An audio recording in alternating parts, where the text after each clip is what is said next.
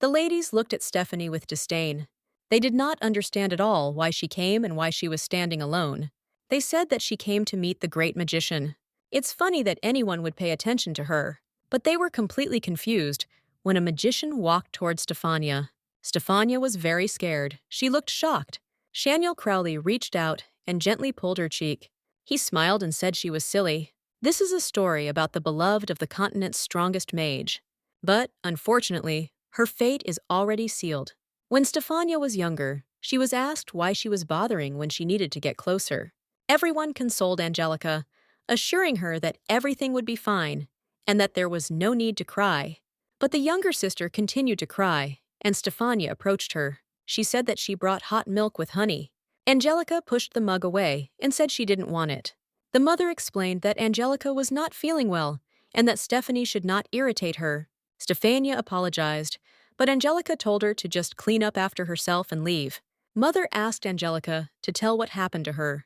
Angelica screamed that her stomach hurt very badly. The mother hugged her and asked for forgiveness, saying that it was because of her that Angelica was born in such a body. Meanwhile, Stephania said that she would go and cook dinner. She understood that if she told her mother that she remembered her past life, she would decide that she was crazy. Stephania understood that no one would believe such fairy tales. After all, she was reborn as one of the characters in the novel, the beloved of the great magician. The story tells about a girl with an unhappy fate, who meets a magician who helps restore her homeland and its former glory with the help of power. The name of the main character is Angelica Lena Bylist, that is, her younger sister. It's ironic to be reborn as the main character's older sister. Stephania was definitely in the world of that very novel, and she remembered the plot clearly. They are descendants of the royal family of the eastern country of Isabel. But, unfortunately, they had to leave their homeland and settle in this villa. Angelica, who has had poor health since childhood, also lives here. And their mother, hyper-caring and anxious, blows the dust off her. Stephania is also with them.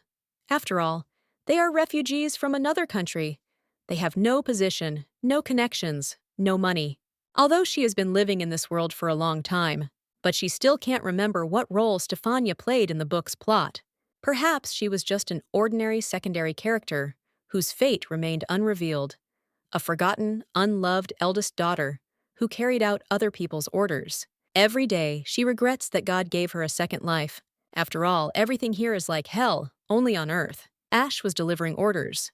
He came up and politely apologized for the wait. Their pork chop with vegetables was ready.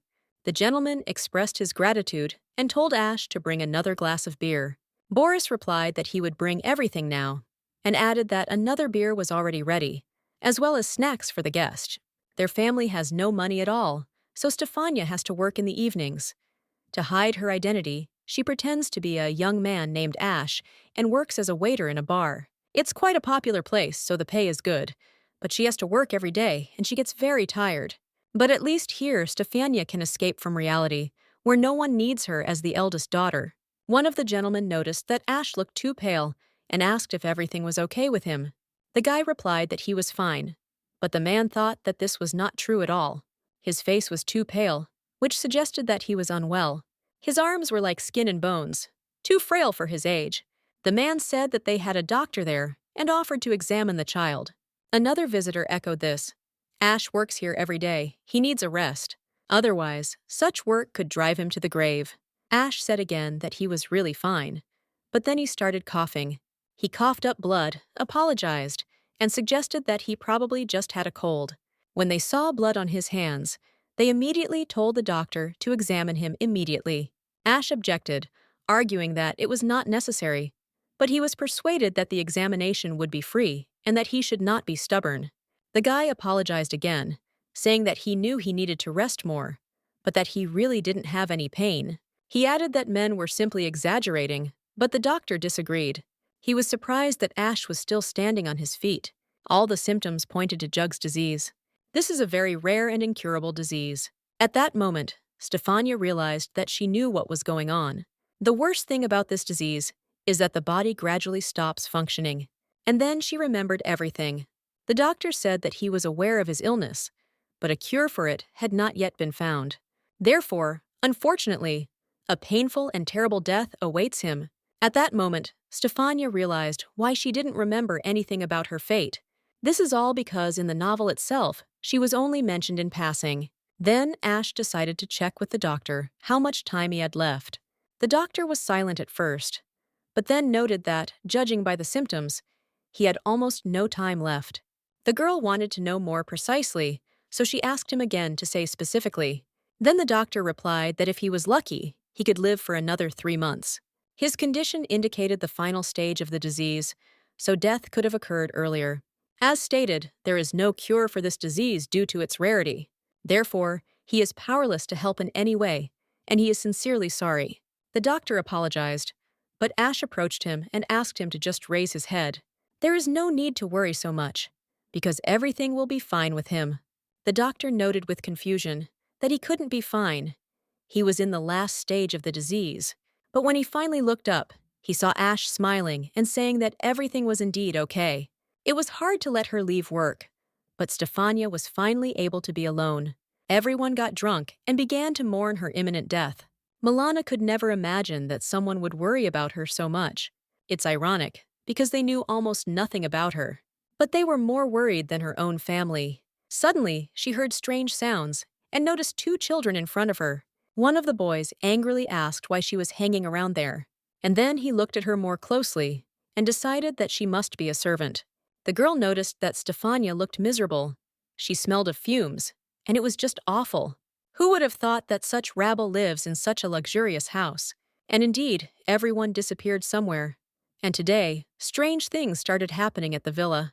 Their things simply disappeared.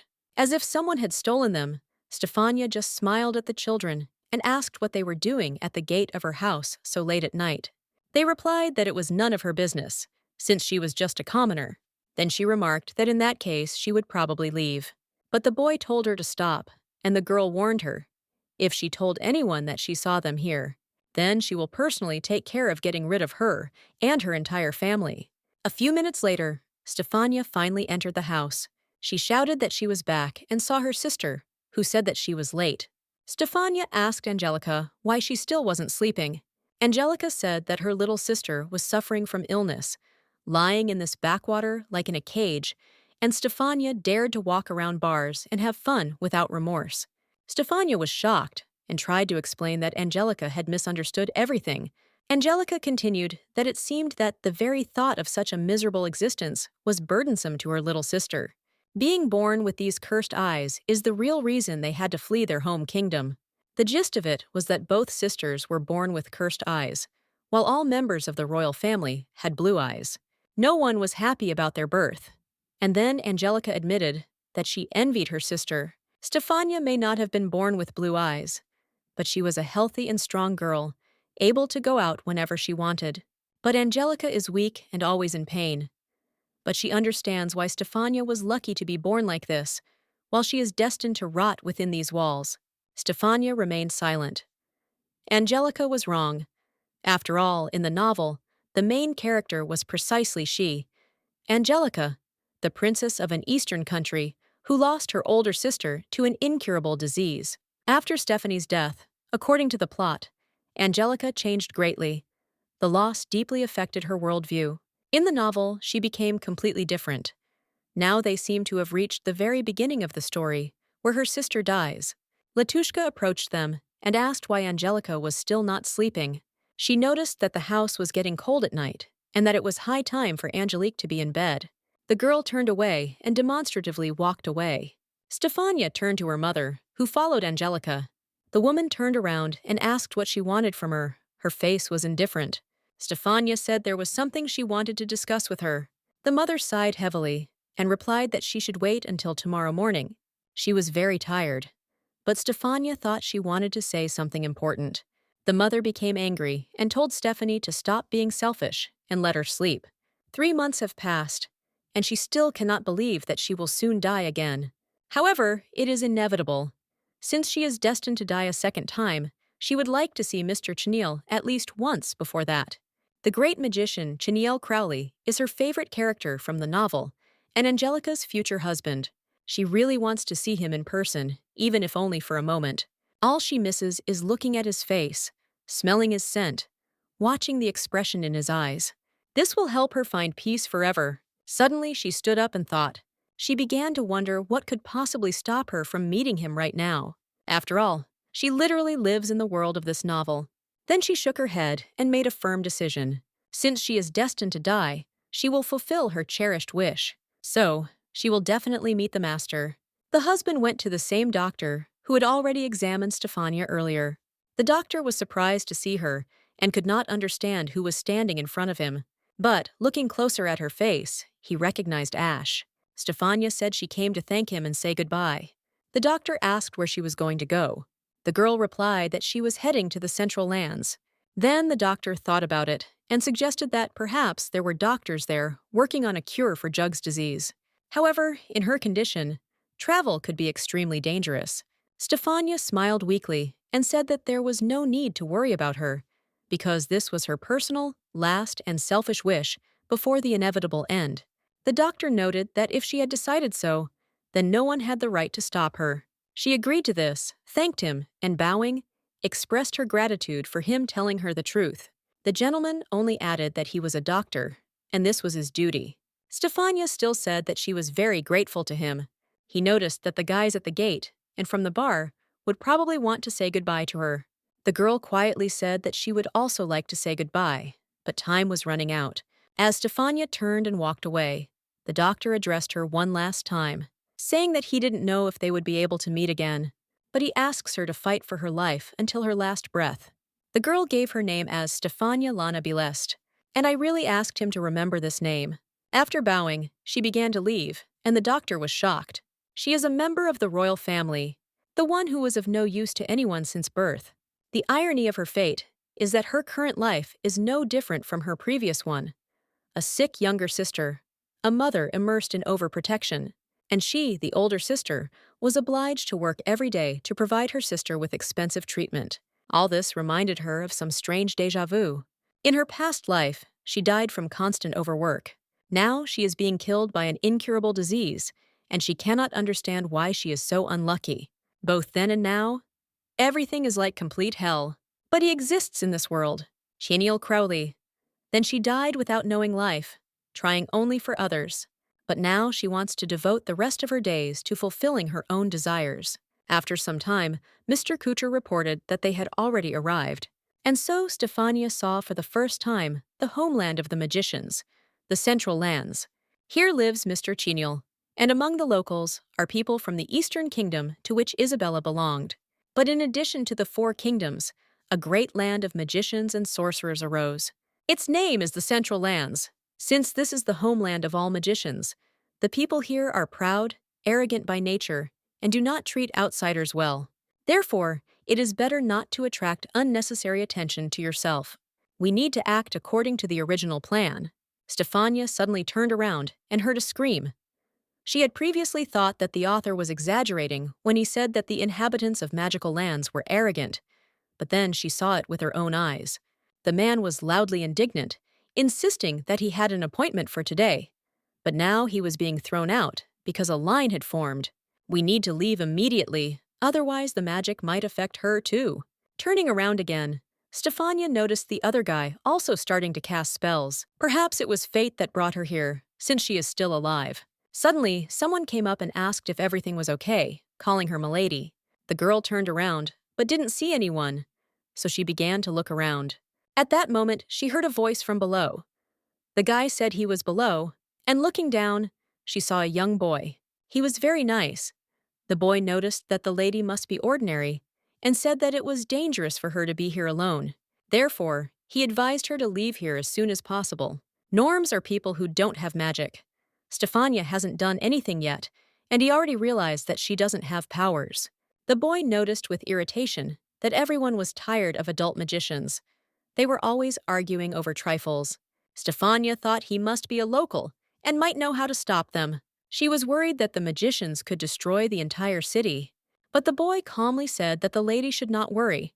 As long as there was a master in the city, this would not happen. She didn't quite understand what he meant. And then, turning around sharply, she saw a figure in the sky. The man hit both mages. They were furious, not understanding who dared to interfere in their dispute. But when they looked up, the master himself stood before them. The men realized that they were finished. The gentleman asked how they dared to disturb the peace. The magicians immediately began to justify themselves, saying that they had simply argued and did not want to disturb him. However, the master used magic against them again and hit them again. Stefania was stunned, and the boy thought she was scared. But Milady cried with happiness. Her favorite character turned out to be as incredible as she imagined him. She saw Mr. Chenyel with her own eyes and was completely delighted. But she didn't want to think that he would leave now. So she ran after him, begging him to stop. He noticed her, and the girl immediately began to apologize for disturbing him. She then confessed that she loved him with all her heart. Chenyel was in complete shock when he heard this. He didn't even know how to react to it. As soon as she saw his beautiful face, unexpected words burst from Stefania's lips. He turned around, and Stefania tried to stop him. But a second later, she stopped herself, realizing that she shouldn't do this. Meanwhile, Yuchi came up from behind, not understanding what was happening and why everything was so tense. Stefania apologized, saying that he had to see something strange. But more importantly, she never thanked him for saving her. She explained that she was wondering what his name was, and the guy smiled and said that he was always happy to help her. He introduced himself. Yuchi, that's his name. He also became interested in the name of the lady. Stefania answered, and then Yuchi asked if he could just call her Fani. The lady gave her permission, and Yuchi was genuinely happy, smiling broadly. There was so much joy in his voice, and it seemed like such a small thing, but Stefania even envied him a little. Yuchi guessed that Stefania must have come to the Central Lands for a magical request. The lady confirmed it. There are two types of people in this world: ordinary people, incapable of magic, and magicians. Previously, ordinary people were afraid of the power of magicians, which is why the latter created a service: magic requests. These are requests for help that come from all over the continent to the lands of the mages, and the mages are obliged to fulfill them. Stefania wanted to take advantage of this to possibly meet Chenyel, and Yuchi said that he would then be willing to fulfill her request. Although you wouldn't know it from looking at him, he is quite a powerful mage. The girl apologized and clarified that she had come to these lands to ask Chenyel personally for help. Yuchi asked again in surprise and noted that she most likely wouldn't succeed, and Stefania asked in fear why. The guy explained that, in fact, there is no guarantee that her request will be considered by the master himself. First, it will be examined by special services. They determine the complexity of the task, and only then appoint a magician. The master himself takes on only the most difficult cases. Stefania was upset, and Yuchi said that he could listen to her. Depending on the request, he would be able to say whether the master would take on her. The girl realized that nothing would work out, and her mood worsened. She did not even suspect that such a system was in effect in these lands. Her entire plan to meet with Chenyel fell apart in a matter of seconds. Yuchi noticed that the lady looked sad and said that perhaps she wanted to marry the master. Stefania was scared, and the guy asked if he was wrong in his assumptions. She quickly explained that he had got it all wrong. She wasn't planning on marrying him, she just admired him. Stefania also noted that she didn't need anything else. And then Yuchi noted that he just wanted to apologize for such a ridiculous assumption. He added that they really do often receive such requests, since the novel stated that many people dreamed of marrying him. If she just wants a date, he can help her with that. The girl was both delighted and shocked. Stefania asked how he was going to arrange this, and Yuchi said that he could organize everything, although according to the rules, it was not possible to do so. He added that they could keep it all a secret. Stefania said that was a great idea, and then Yuchi noted that they would go to meet the master. With the help of magic, he lifted her things, and the lady was amazed. Yuchi took the broom and invited Stefania to sit next to him, and then he advised her to hold on tight. After a short while, she found herself right in front of Master Chenyel. Of course, she dreamed of meeting him, but definitely not in such a setting. Yuchi simply led her to the throne room and quickly disappeared. But now the girl understood that there was nowhere to retreat. She would have to talk to him. Since she's here, that means she'll have to talk to him. Stefania was grateful to him for paying attention to her despite his busy schedule. She wanted to address him as a mage of the Central Lands. She begged him to let her stay in the castle for 2 months, Cheniel pointed out that such a joke could cost her her life and asked if she realized it. The girl herself knew that this was not a fiction. If she was careless with her words, he might actually kill her. That's the kind of man Cheniel Crowley is. Stefania, of course, would not mind falling at his hands if she was destined to die anyway, but since she had already gone this far, she did not intend to retreat. She noted that she was not joking and gave her name, Stefania Lana Bielist. She also added that she is the crown princess of the Eastern Kingdom. At birth, she did not have blue eyes, which were considered a symbol of belonging to the royal family.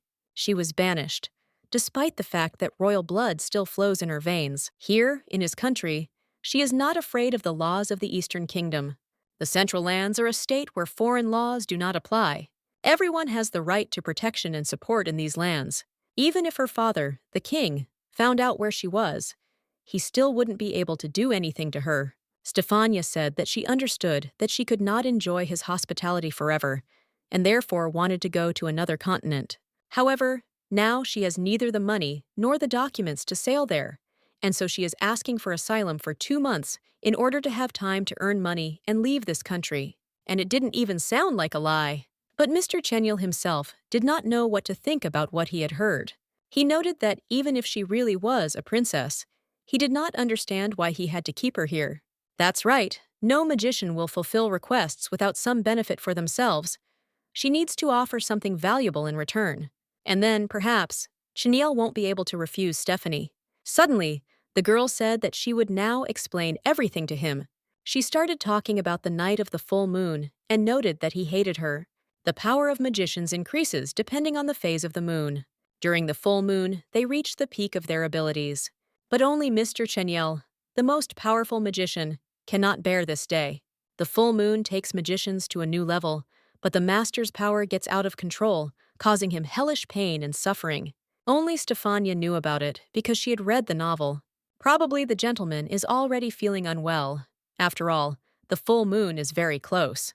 Stefania said that this medicine would help ease his suffering. He picked up the bottle without even touching it, using magic. I took it in my hands and checked the composition using magic. There was no poison in it, but if he doesn't believe her, she can drink the medicine right in front of him. The gentleman didn't answer. He simply knocked over the bottle. The girl remembered the recipe because it was also described in the novel, as well as the step-by-step preparation. Stefania was very hopeful that it would work, and to her surprise, he actually did get better. She was delighted. Thank God the medicine works. Now Cheniel was curious how long the effect would last. The girl replied that it would not last long and advised taking it again on the night of the full moon. Then he asked where she learned the recipe for this potion. Stefania said that she was taught by someone who is not a wizard, so anything is possible. But she refused to give her name, which made the gentleman a little angry. She explained that if she gave out the name, the person would simply stop fulfilling her requests. That man was in fact Mr. Cheniel himself, like the character in the novel. There was a scene in the book where he was in pain during the full moon. The main character tried to ease his suffering, and Stefania regrets that she has to use knowledge from regional history, but she doesn't think that her actions will have much impact on the course of events. She is destined to die anyway, and Cheniel will be happy with Angelique. Then the gentleman noticed that she was quite brave for a simple woman. Stefania didn't understand what was being discussed and asked again. At that moment, Cheniel grabbed her, and she became scared. He pushed Stefania to the floor and swung. Now was the best time to confess everything. She said she didn't understand at all what he meant. Cheniel recalled that in the city she confessed her love to him, but he's not interested in women or relationships, so Stefania thought he wouldn't pay attention to it. However, he remembered her words all this time and admitted that it turned out to be very useful. She found a potion that could cure his ailment and asked to live under the same roof with him.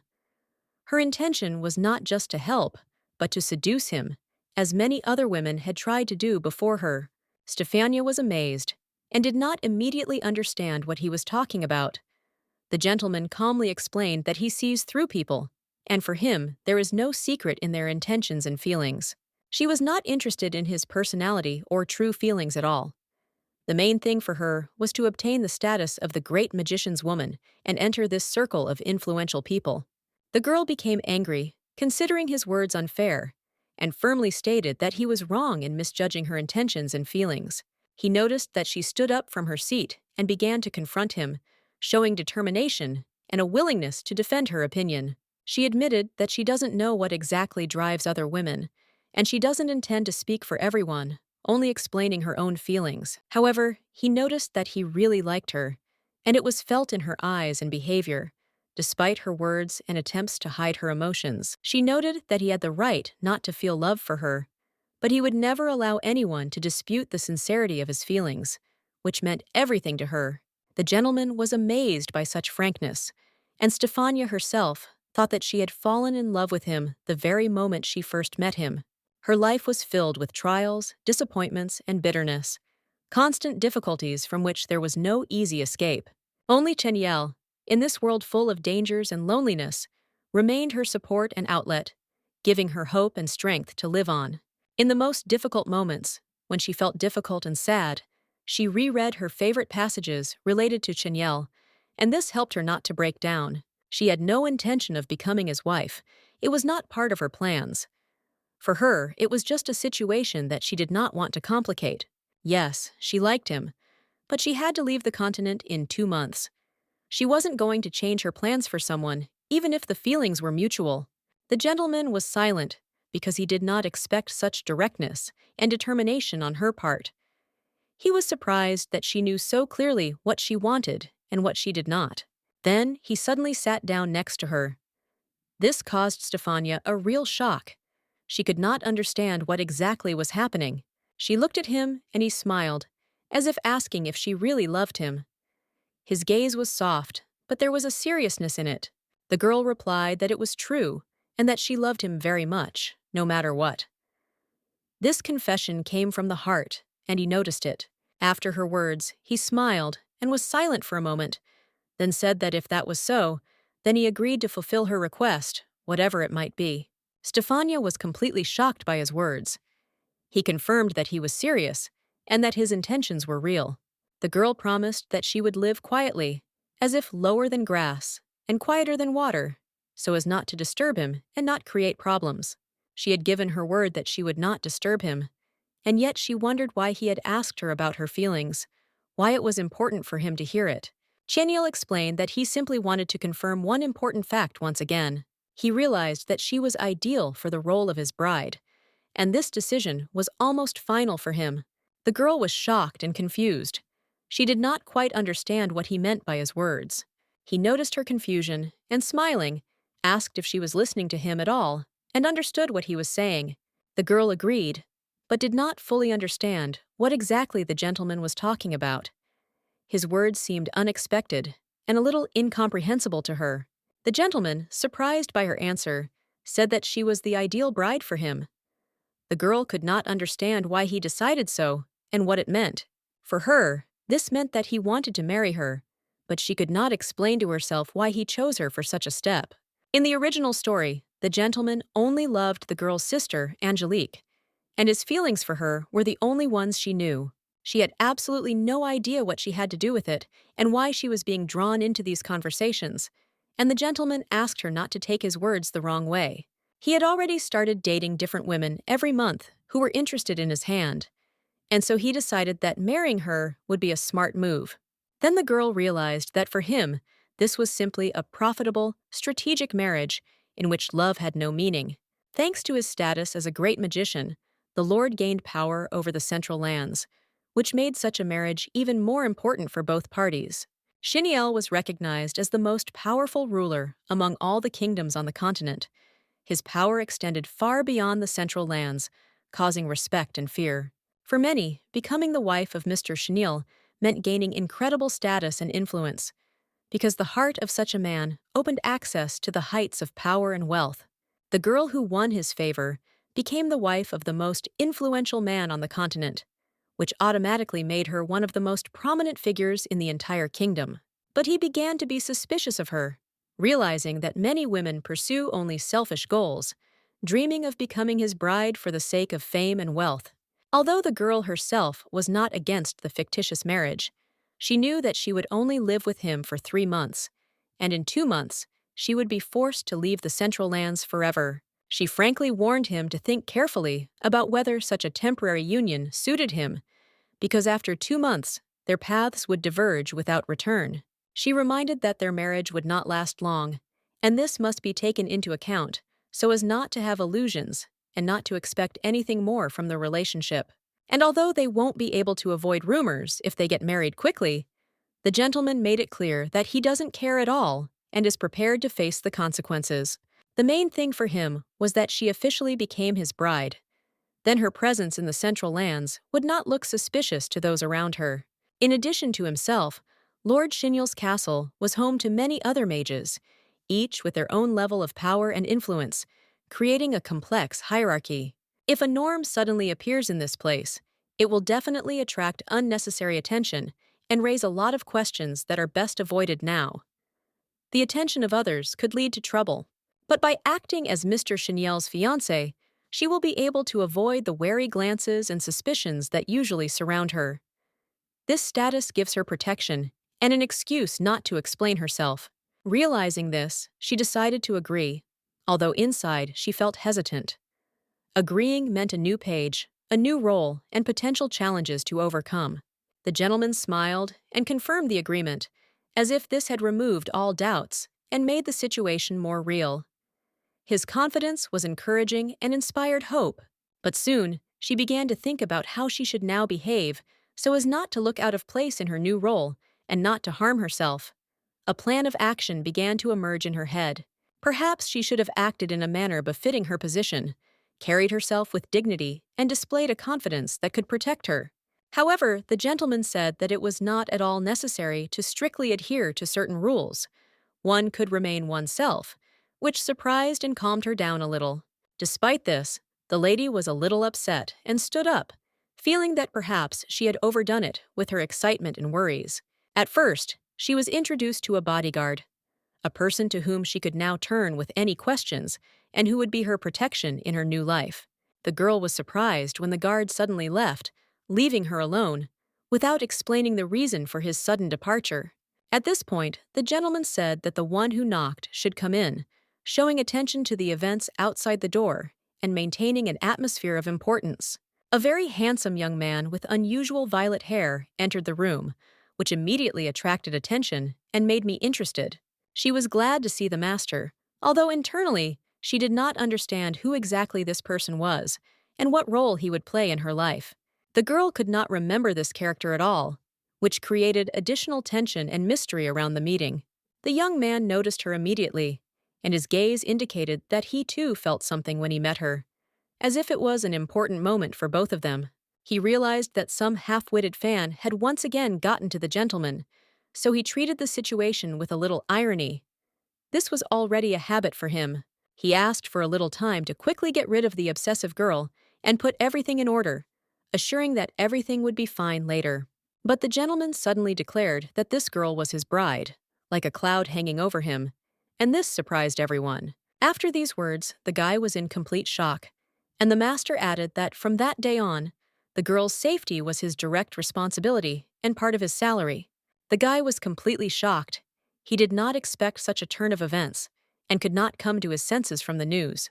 He didn't even have time to really realize anything, as the gentleman had already given the command to start work, leaving no room for discussion.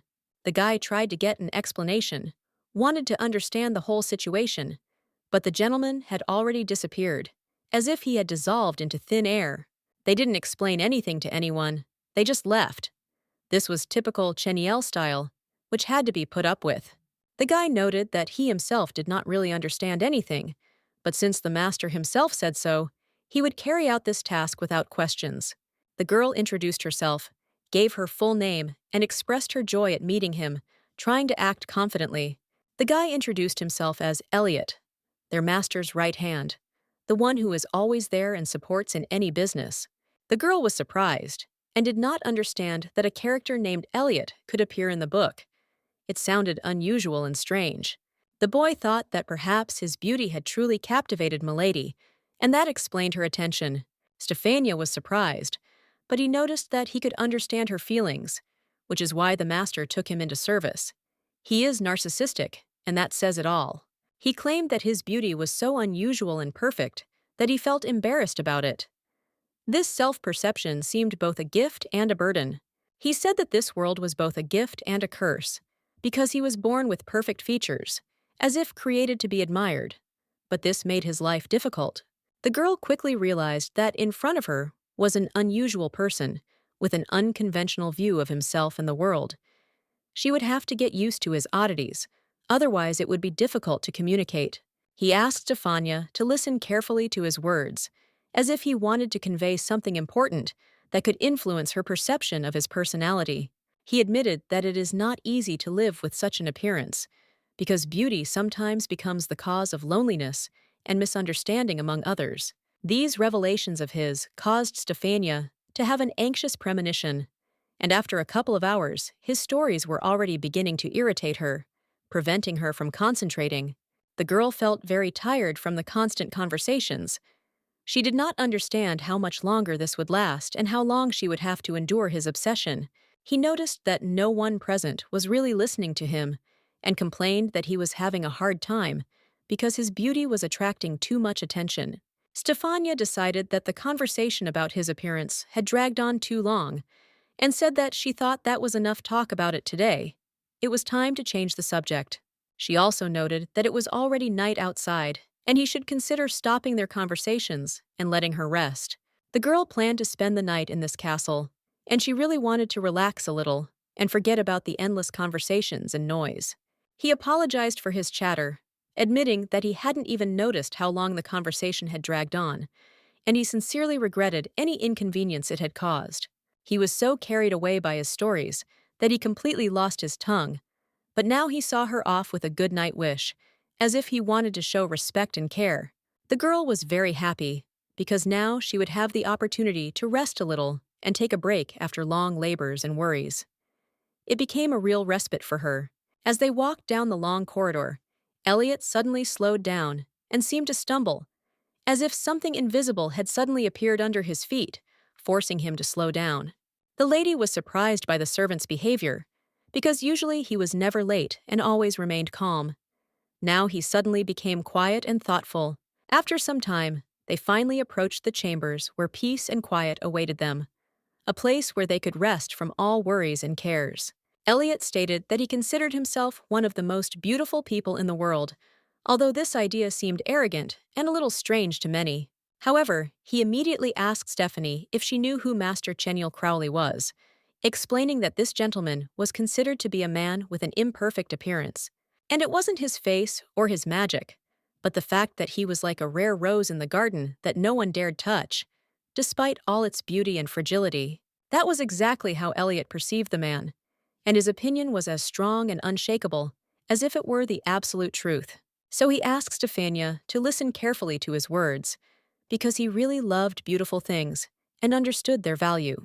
He could not stand it when someone tried to insult or dishonor the beauty that was sacred to him and a symbol of something very important.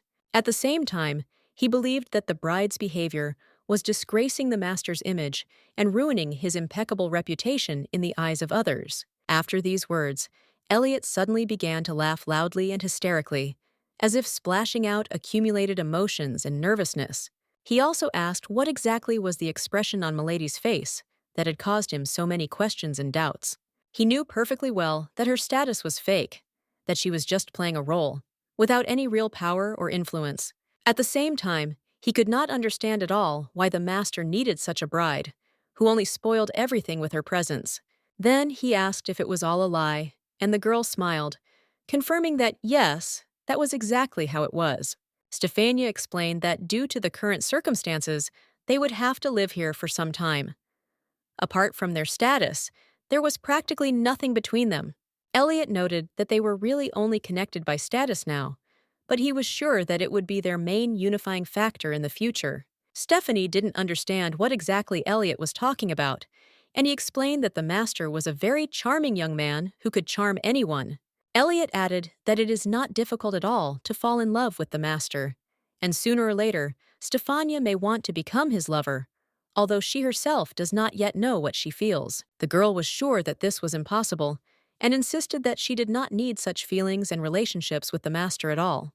Then Elliot approached her and firmly told her that the master would never love Stephanie, and she needed to accept this as a fact.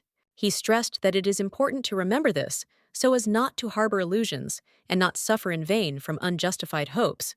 After these words, Elliot took her to the room that was allocated to her for the duration of their stay in the castle. He warned that no one had lived there for a long time, so the room might be a little dusty, but nothing serious.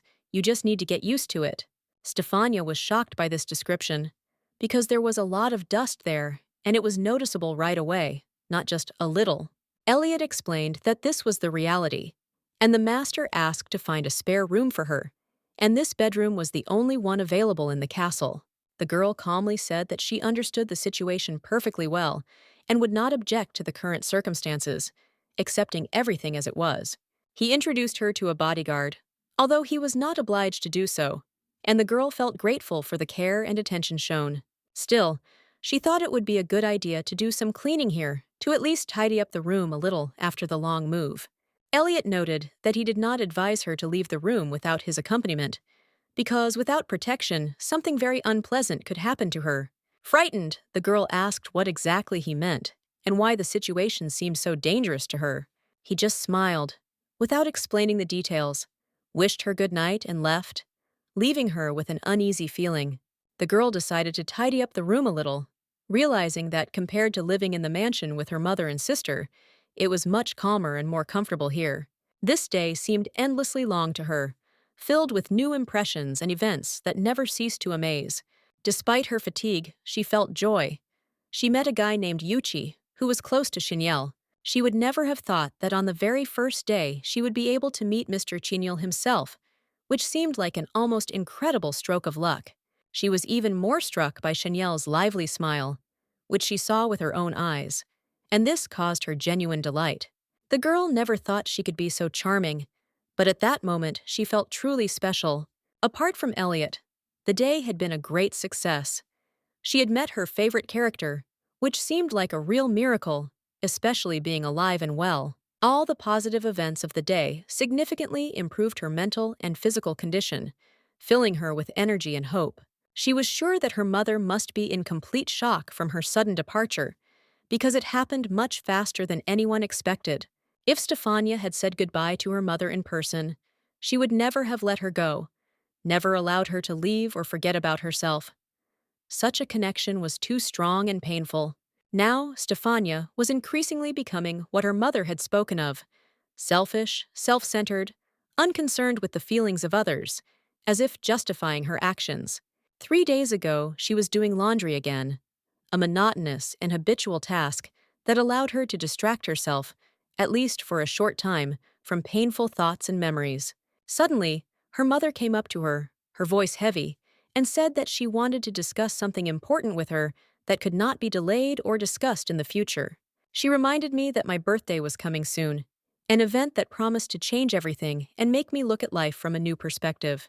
Stefania asked again, because she had completely forgotten about this day, as if it was something distant and insignificant in her current reality. She was about to turn 16 in 2 months, exactly the day before her older sister passed away, leaving behind emptiness and pain. Angelique decided to take revenge on the royal family for the suffering they brought to her sister and mother, deciding to fight them by any means necessary and without compromise. This decision was born on the day her sister left this world forever, at the moment when grief and anger merged into a single goal. 16 years old is the age of majority here, and it's ironic that Stefania won't even live to see that age, won't see what it means to be an adult. The mother said that she believes that Angelica's birthday should be celebrated in a special way this year, emphasizing the importance and specialness of this milestone. After all, only at this moment will she become a true adult, ready for new steps and responsibilities that await her ahead. She explained that she needed Stefania's help because she wanted to buy a dress that Angelica had dreamed of for a long time, and that meant a lot to her.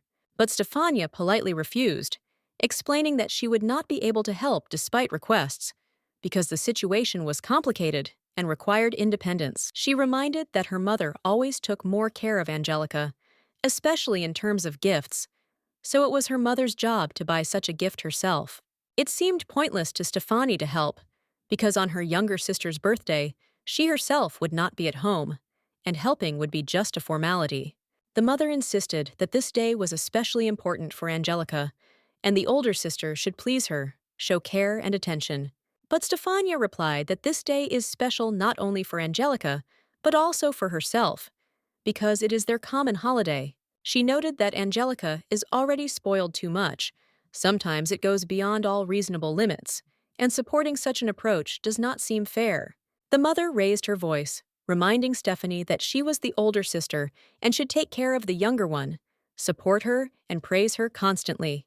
They explained to her that the older one is obliged to protect the younger one, to be her support, and to treat her kindly, no matter what the circumstances. At the same time, the mother reminded that Angelica was born sick and helpless, and therefore needs special attention and care from her family. Unlike her sister, Stefania is healthy and free. She can do whatever she wants, and therefore she must understand her privilege and responsibility. According to the mother, it is not difficult to make Angelica happy on her birthday, and you can't think only about yourself. You need to be kinder and more attentive. The mother was never on Stefania's side, so she simply left the house silently to avoid further arguments and pressure. Before leaving, Stefania thought and asked herself whether her mother would have taken as much care of her if she had been the youngest daughter as she did now for Angelica. The mother did not understand why such questions were asked. It seemed completely unnecessary to her. Stefania explained that she just decided to find out, without any particular reason. Then the mother called it all nonsense and admitted that she was tired of arguing, because conversations lead nowhere. She started to leave, and Stefania calmly said goodbye, without trying to stop her or object. The girl suddenly opened her eyes and realized that it was all just a dream, strange and disturbing. Now she was thirsty, so she got up to walk to the kitchen and get some water. But, approaching the window, Stefania was in shock. There in the darkness glowed red eyes, looking straight at her. Frightened, she could not understand what the hell this was, and why someone was watching her with such a creepy look.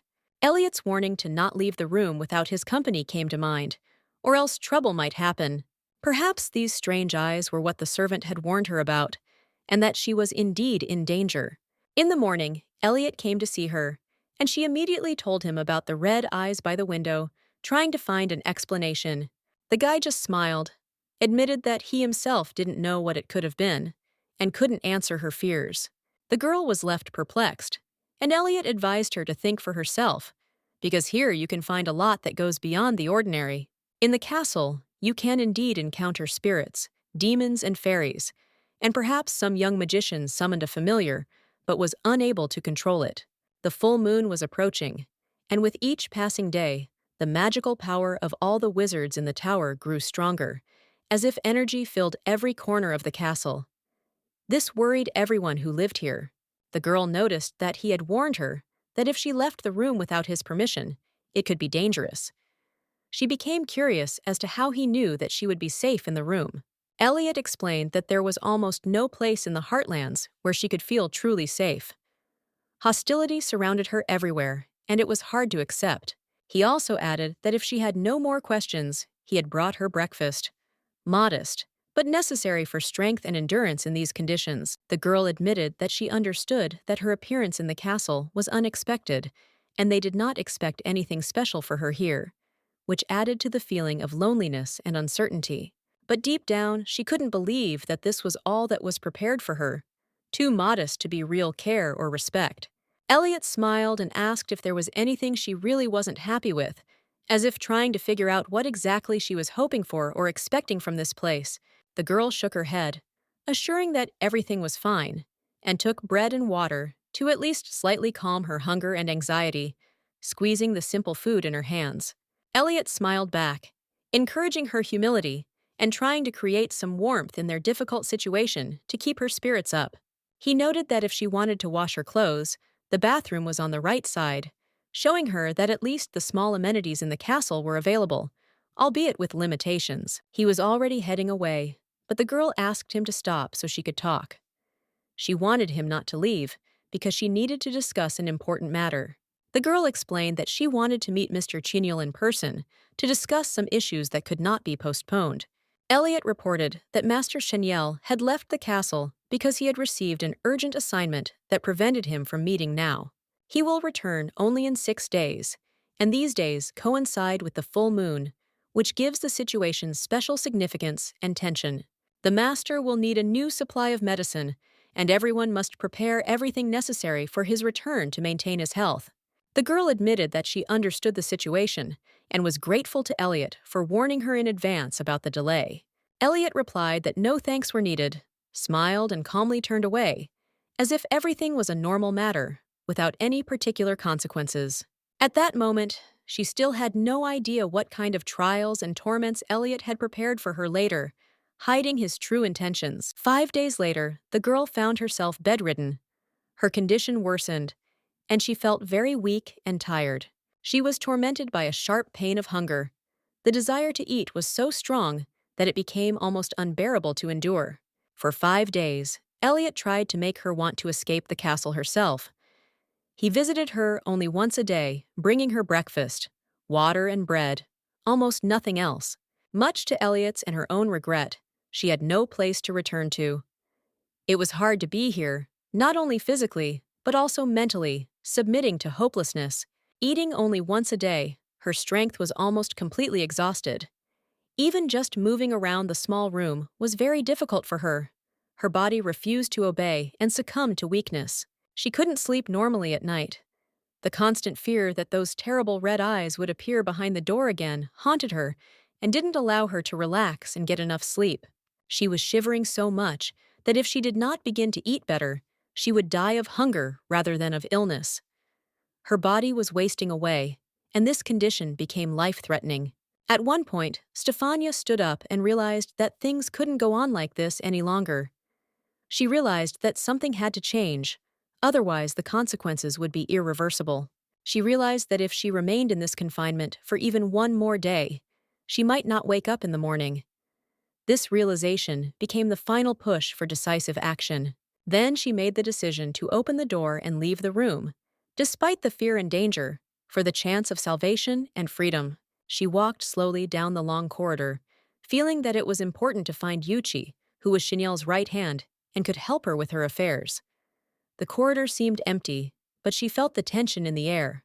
Walking further, she stopped at the window and looked out, noticing a familiar face that caught her attention. This face was not an ordinary one. She recognized someone important from the circle of magicians. In front of her stood Magdalena Lively, a girl with a serious expression on her face and unshakable confidence in her eyes. She was known to many and played a big role in Cheniel's life.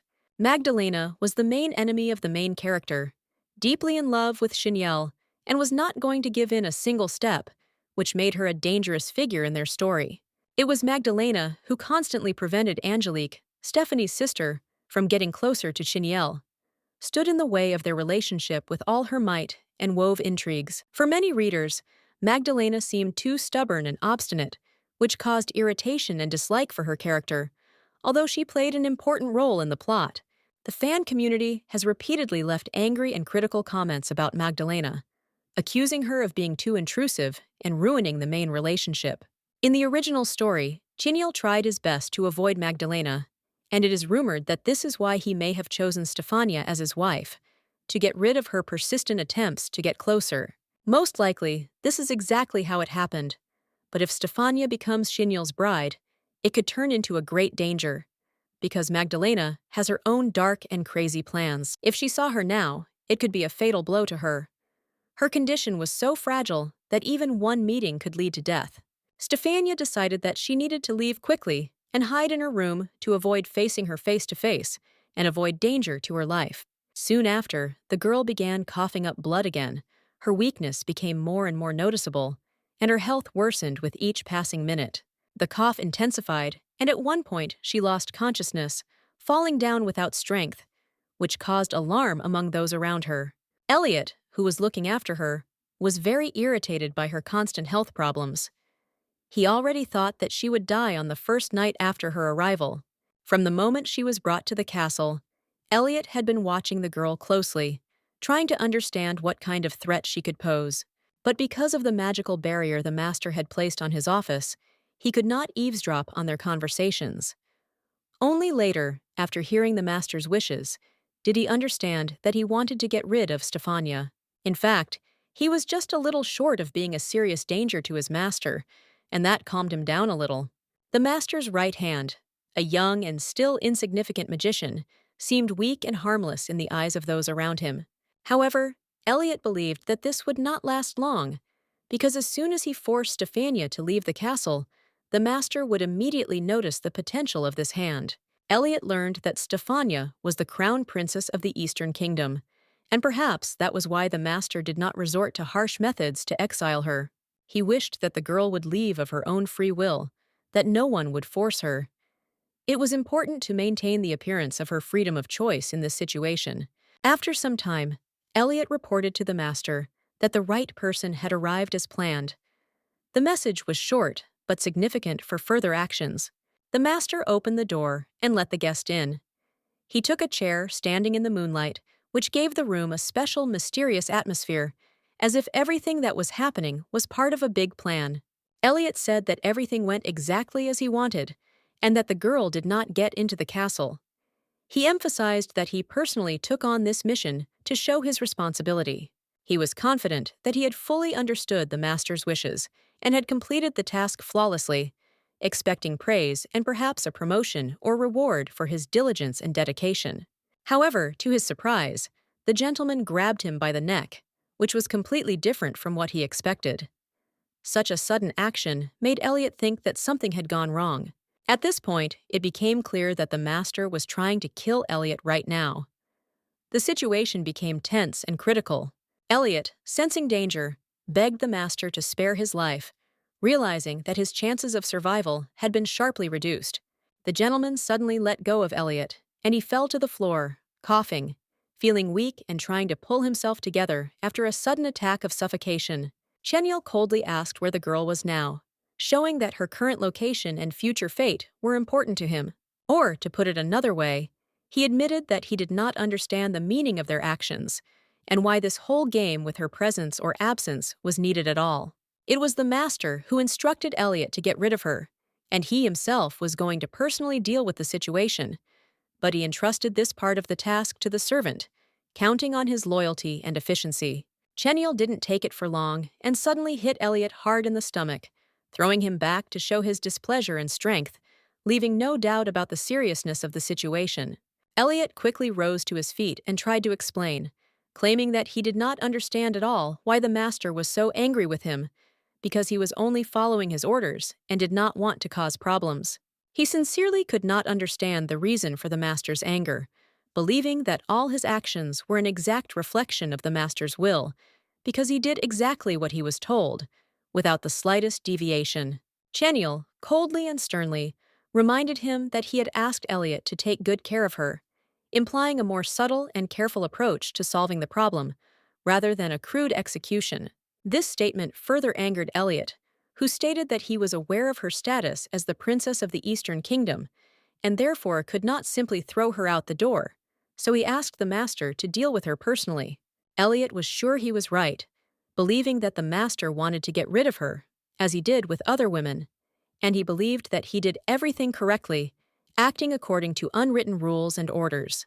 Therefore, he did not understand why he now found himself the object of the master's wrath, since, in his own opinion, he had not made any mistakes and did not deserve such treatment. After these words, Elliot suddenly began to cough up blood, which was clearly a consequence of the master's intervention, and his condition worsened sharply, causing alarm among those around him. The master, not paying attention to the servant's weakness, ordered him to immediately answer his questions and carry out his instructions, demonstrating complete control over the situation and demanding the utmost discipline. Elliot, with difficulty controlling his breathing, announced that she was in a room located at the end of the eastern corridor, clearly marking her location and emphasizing the importance of further action. In a fit of rage and impatience, the gentleman tore Elliot's hand away, showing that he would not tolerate any delays and demonstrating his ruthlessness and determination in completing the tasks at hand. Elliot couldn't believe that he had actually been wrong in his guesses. It turned out that this girl had much more importance for the master than he had assumed, He could not realize that she had been so dear to the master from the very beginning, and that behind her outward simplicity there was hidden an important role that he did not even suspect.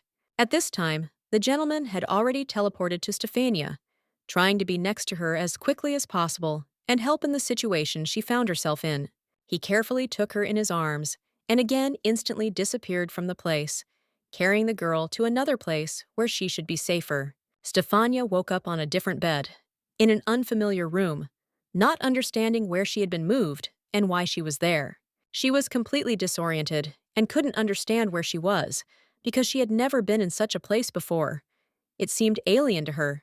She knew for sure that she had fallen asleep in her room, but now there was a completely different environment in front of her, as if she had entered another world. When Stephania left the room, she felt very hungry and fainted, losing consciousness from weakness, and woke up a few hours later right on the floor. After that, she was able to wash the blood off her hands, and then, feeling her strength leaving her, she fell onto the bed and fell asleep, as if everything around her had ceased to matter. She never woke up again, immersed in the depths of sleep, which seemed to protect her from reality, hiding the truth from her consciousness. But she could not understand at all how and why she ended up here, without any explanations or answers, as if she had been thrown into an alien world. Suddenly, Yuchi burst into her room, and his joy was so sincere that she felt at least a drop of hope, which warmed her heart a little. He rushed towards her and hugged her, immediately asking for forgiveness. His voice was shaking, and his words sounded like he was truly sorry for what had happened. The girl was confused and could not understand why he was apologizing, because she herself did not understand what exactly caused such a reaction. The guy explained that he felt guilty because he couldn't keep an eye on her and prevent her from meeting that damn narcissist. Stefania wondered what exactly he was talking about and who this mysterious damned narcissist was that had caused them so much anxiety. Yuchi apologized again, admitting that he thought she must be very tired, because he saw how weakly she held on and leaned on her with his whole body. He began to ask how she felt now, and how much time she was able to sleep after this whole story. The girl smiled back and explained that she felt fine, just more tired than usual. Nothing terrible had happened, but Yuchi didn't agree with her. He knew that she had been forced to live in a dirty, cramped closet for a whole week, and it couldn't go without a trace. She received almost no food and did not leave the room, and all this did not seem to him empty words or an exaggeration. The girl asked in surprise how he knew about this, and Yuchi replied that the master himself, who was closely monitoring the situation, told him everything. Yuchi began by saying that she was now his fiancée, and it was after this that Stefania told him about all the events that had happened to her. Yuchi explained that he was supposed to be the one looking after her, but he was suddenly called to the city on an urgent matter. As a result, Master Chenyel assigned Elliot to guard her so that she would be safe. Despite what happened, the master severely punished Yuchi for not fulfilling the order. The girl, however, is glad that now it is Yuchi who is watching her. She feels calmer with him around. She asked if Yuchi had really carried her to that bedroom, but he assured her that he had not done so and had no involvement in her placement in the room. At that moment, the master suddenly teleported into the room, saying that the lady had woken up and everything was fine, which calmed her down a little. Yuchi said that he would now go get breakfast to bring food, leaving the girl and the master alone. In the meantime, they will be able to talk a little alone, discuss important things, because now no one will interfere with their conversation. The girl tried to stop Yuchi because she didn't want to be alone with the master, who suddenly appeared in her room. She noticed that Yuchi had told her everything. Apparently, he had personally ordered and brought her to this room to ensure her safety. She asked to believe that the room that Elliot had provided her with was quite sufficient and comfortable, so there was no need to scold her for it, apologizing for unnecessary worries. In addition, the girl prepared medicine for Yuchi and now intends to return to the room to immediately give it to him, caring for his health. As he approached, she became frightened and recoiled, as if she had not expected his presence so close. Her heart began to beat faster from the unexpected feeling of anxiety caused by the sudden collision. An unusual pleasant aroma filled the air, a mixture of expensive perfume and the delicate scent of freshly washed linen, which she had never smelled before. This smell seemed magical and attractive to her. She could not find any analogues for this smell in her experience. It was completely unique and unforgettable, as if nature itself had given it a special aura that distinguished it from everything else. Frightened, she quickly stepped back and apologized, explaining that she had not meant to touch him intentionally and that such a thing would never happen again, trying to smooth over the awkward misunderstanding that had arisen. She vowed to behave decently and with restraint in the future, but he, as if not listening to her words, gently but confidently laid her on the bed, taking control of the situation. She asked him why he did this, because her job was just to bring medicine, and she did not expect such treatment, trying to understand the motives of his actions. He put his hand over her mouth, silencing her, demanding that she shut up and stop asking questions for at least a moment, as if he thought that there was no point in talking now, and it would be better to remain silent. Then Cheniel, looking at her, asked who she really considered herself to be, questioning her sense of self and place in this world, as if testing her inner strength. The girl did not quite understand the meaning of this question and was confused, trying to grasp what exactly he wanted to hear and what such a strange and abrupt question was leading to. He removed his hand from her lips and became indignant, saying that he did not understand how she allowed the servant to treat her so rudely and unceremoniously, as if he wanted to protect her honor and dignity. In response, she said that Elliot brought her food every day, and that was the only sign of his concern, although sometimes with a lack of tact in trying to explain the situation. Her poor health has nothing to do with his actions, she just has weak health and her body can't handle it, which affects her condition. This is an objective reason, not someone's fault. For the first time in a long time, the gentleman addressed her by name, which was a surprising event, because before he always did without it and did not show any attention to names. In the original story, Cheniel never called people by name. For him, it was unnecessary and unimportant. He saw no point in remembering the names of those around him. His attitude towards people was detached, so he simply did not remember names, considering it a waste of time and unnecessary for communication. The only time he remembered someone's name was when he first met Angelica, when her beauty truly struck him and made him pay attention. Then he called her politeness and excessive self-abasement disgusting, said that such behavior greatly irritated him and interfered with normal perception. After that, he asked her what she wanted to achieve, continuing to behave as if he considered himself inferior to others and showed no dignity. The girl explained that she simply wanted to apologize and did not intend to behave in such a way. Her actions were caused by the desire to avoid conflict. The master then told her that he was her fiancé, and in the relationship between them, she had to be equal, speak directly and confidently. Otherwise, he would not be able to understand her true feelings. She was used to always putting herself below others for her own safety. But now she realized that she didn't have to continue to behave like that, and that she could behave differently. The girl remembered that she fell in love with him primarily because of his kindness and sincerity, which he always showed to her without any conditions or hidden motives. He once told her to always remember that no matter what, she could always trust him and speak openly, no matter what was going on in their lives. She had to share her feelings with him when she felt bad, sad, happy, when she liked or disliked something, so that he would always understand her mood. After all, now she was not just a close person, but his fiancée, and this imposed new obligations and trust in each other on them.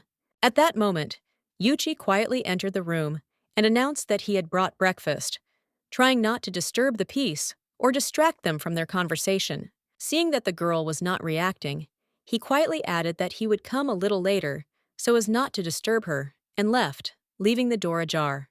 However, the girl called him back, and after a few minutes, Yuchi reappeared to feed her, not wanting to leave her hungry. She told Yuchi that she couldn't eat that much food because she had little appetite, and thanked him for his concern. Yuchi replied that he had tried very hard and carefully prepared breakfast so that she would like it and feel his attention. He added that perhaps she did not like breakfast, but his efforts came from a desire to please her, since his charm was not always noticeable at first glance. Meanwhile, she did not understand how she could calmly go about her business when the master was constantly burning her with his gaze, as if he could see right through her. Yuchi turned to the master and said that his intense gaze was embarrassing even to the bear himself, hinting at how conspicuous and inconvenient he was. The girl was very scared after the guy's words, which sounded unexpected, and alerted her. At that moment, Yuchi calmly told her to continue eating, ignoring her fear. Yuchi asked if the lady knew why magic couldn't help cure fatigue, even though it seemed like it could solve any problem that way. The girl showed curiosity and asked why this was happening. The guy, in turn, was surprised that she still did not know this, because this is a rather important fact. Stefania tried to remember that somewhere in the novels the reason was described, but unfortunately, she remembered almost none of it, and asked to give her time to think. Then, Yuchi decided that if she really didn't know, then he would now explain everything in detail in order to close this gap in her knowledge and clarify the situation. He started from the very basics, explaining that in every human body, there is a magical power that is inherent in nature and forms the basis of all magic. In their world, people whose magic output exceeds acceptable limits are called wizards, a special category that differs from ordinary people. Yuchi explained that the amount of magic each person has is an innate quality, like the eye color of a newborn child that they are born with. Therefore, from early childhood, it is possible to determine whether a child will be a wizard, and this trait plays an important role in his future and development. Now, it was time for unexpected questions. If a person is born with a magical norm, what is the probability that when he grows up, he will become a real magician? This question worried everyone around. The lady thought about the answer and said that the chances were about 30%.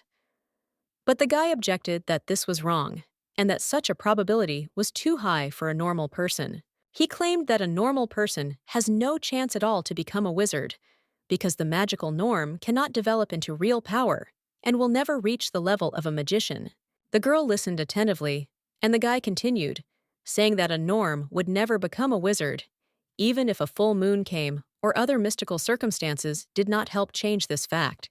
He added that if such people try to artificially enhance their magical powers, it will be extremely dangerous and almost always leads to tragedy, because the body is not ready for such stress. When using healing magic, the magician directs his power into another person, and if the magical energy of a normal person is less than that of the magician, this can lead to serious consequences. If the patient's magical energy reserves are too low, then attempting to accept someone else's power can lead to death, because the body simply cannot withstand such a load. Therefore, it is forbidden to use any kind of magic on people with a magical norm, since it is too big a risk and can cost them their lives at any moment.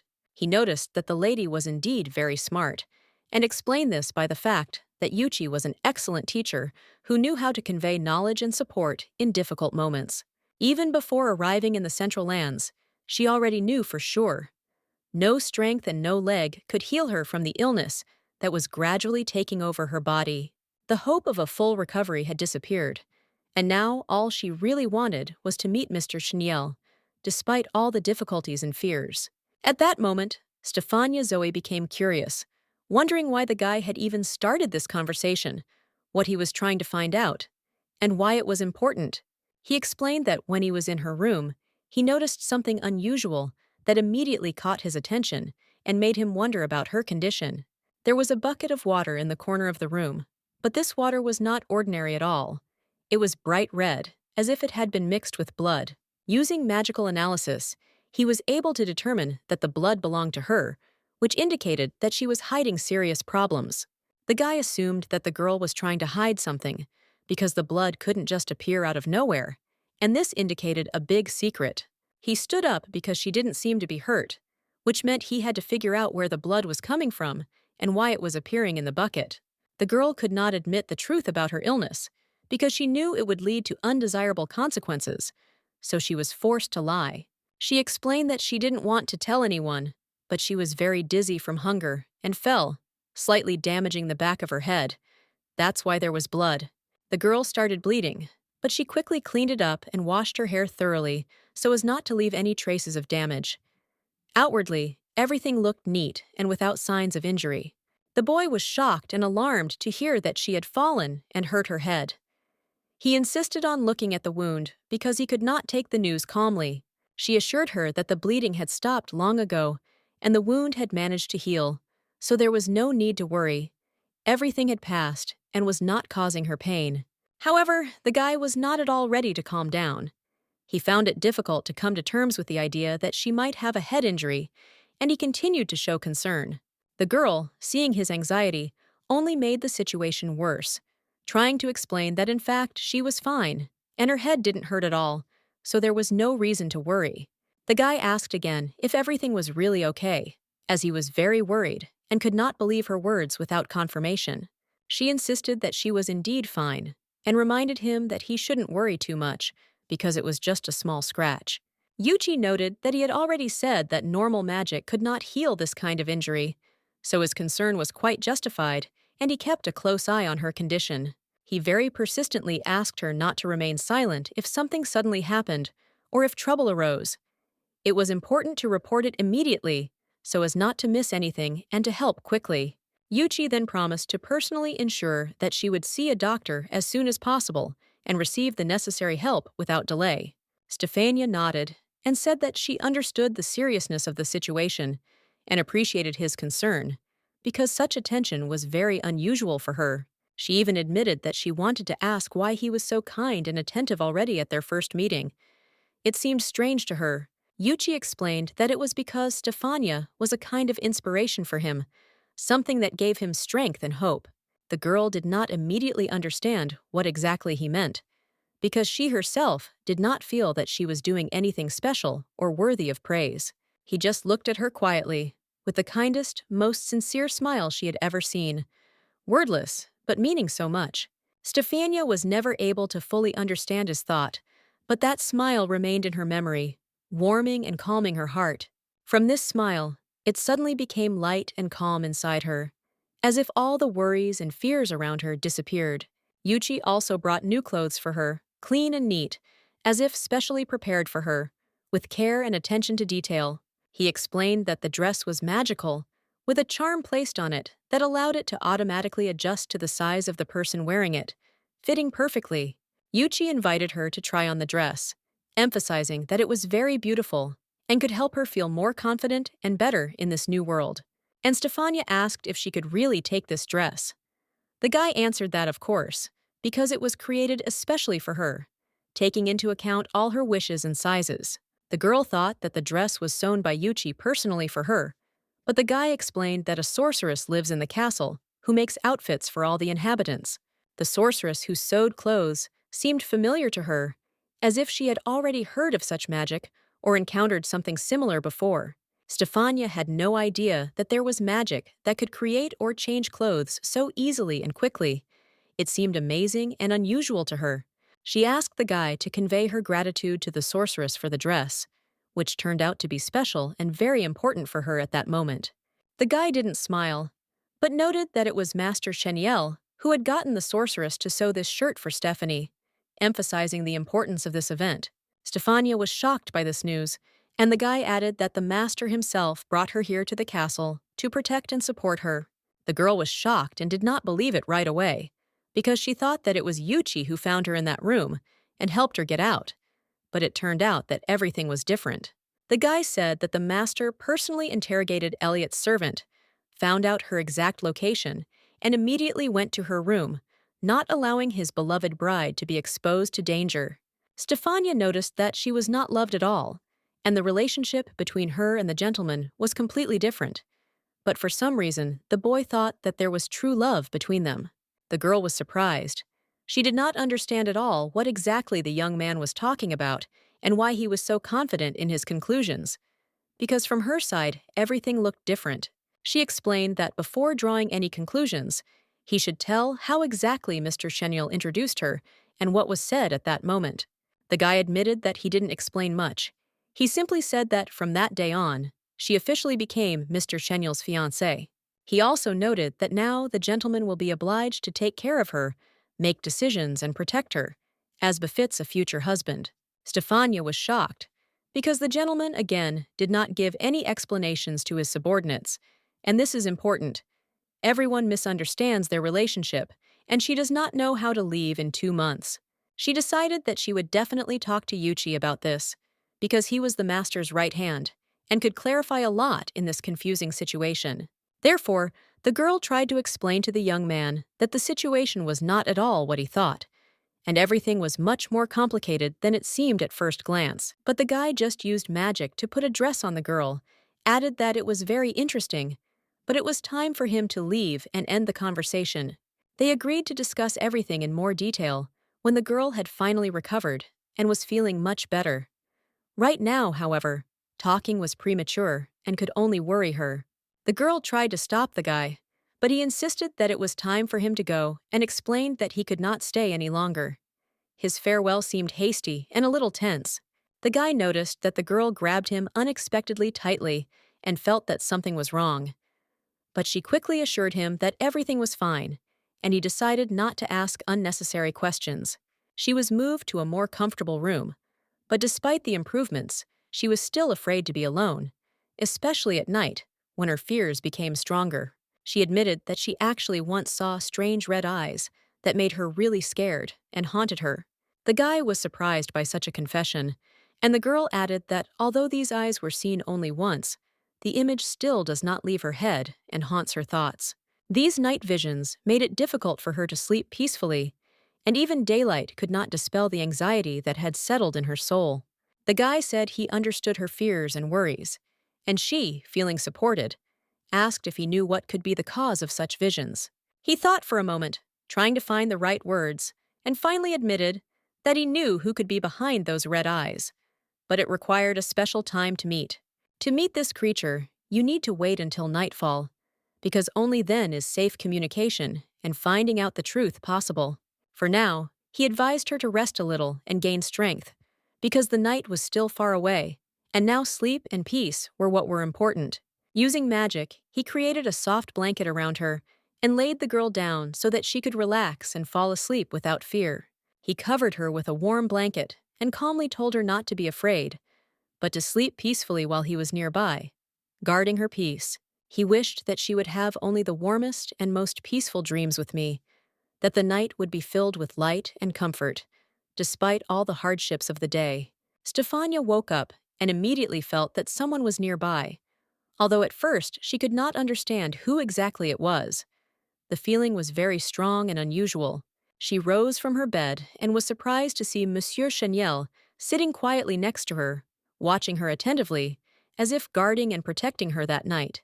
She was in complete shock when he told her it was time for her to get up, and without giving her time to doubt, he carefully picked her up in his arms, as if afraid that she would fall or get scared. The girl was so shocked by this unexpected act that she could not understand either the reason or the meaning of what was happening. Her mind was confused with guesses and emotions. He quickly walked to the window and, without wasting any time, ran outside with her, as if carrying her away on some important and urgent journey through the air. Stefania was shocked when she realized they were flying, and the master told her to look down to see what was happening on the ground at that very moment. Looking down, she saw a whole group of mages gathered below. Their figures seemed small, but their presence was palpable and menacing, as if something big was approaching. At the same time, she noticed a huge white wolf with bright red eyes standing among the magicians, creating a sense of power and mystical protection at the same time. Cheniel noted that Yuchi had told him that she had already met this wolf in the castle, and now everything had become much clearer, because this was not just a beast, but a familiar. It became clear that the white wolf was a familiar, a special magical companion connected to her and to magic, which gave the whole situation additional mystical meaning and importance. Some wizards summon special servants, familiars, who help them not only in battles, but also in everyday affairs, making life easier and increasing their efficiency in combat and everyday tasks. Now she realized that the very same boar she had seen that night was much more frightening and dangerous than it had seemed at first. This image would forever remain in her memory as a symbol of her fear. The moment she came face to face with her fear, it immediately disappeared, as if it had dissolved into thin air, giving way to calm and confidence, which gradually began to come into her soul. It was probably Yuchi who approached Mr. Cheniel with a request to help her overcome this inner fear and gain the strength needed to overcome the obstacles that were preventing her from moving forward.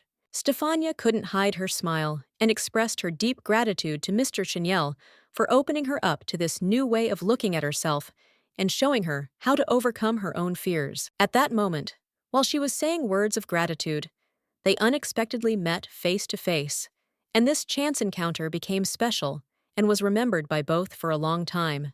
A fright seized Stephanie because she realized that she had just involuntarily touched Monsieur Cheniel with her lips, and this unexpected contact caused in her a storm of feelings and emotions that she did not expect.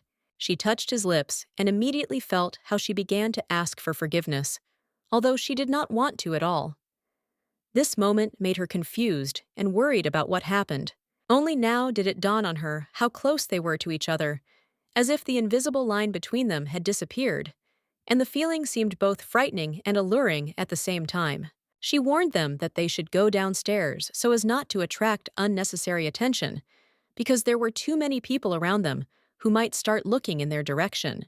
However, she noticed a strange tone on his face and thought that perhaps he was in pain, although she did not understand whether this pain was related to her actions or not. Her thoughts revolved around the hope that the reason for his condition was not related to her, that everything that was happening was caused by something other than her touch. He remained silent, and she completely forgot about everything she was going to say or do, completely immersed in worrying about him. It was all because of today, the full moon, which caused Mr. Cheniel a particular dislike and made his condition especially unstable.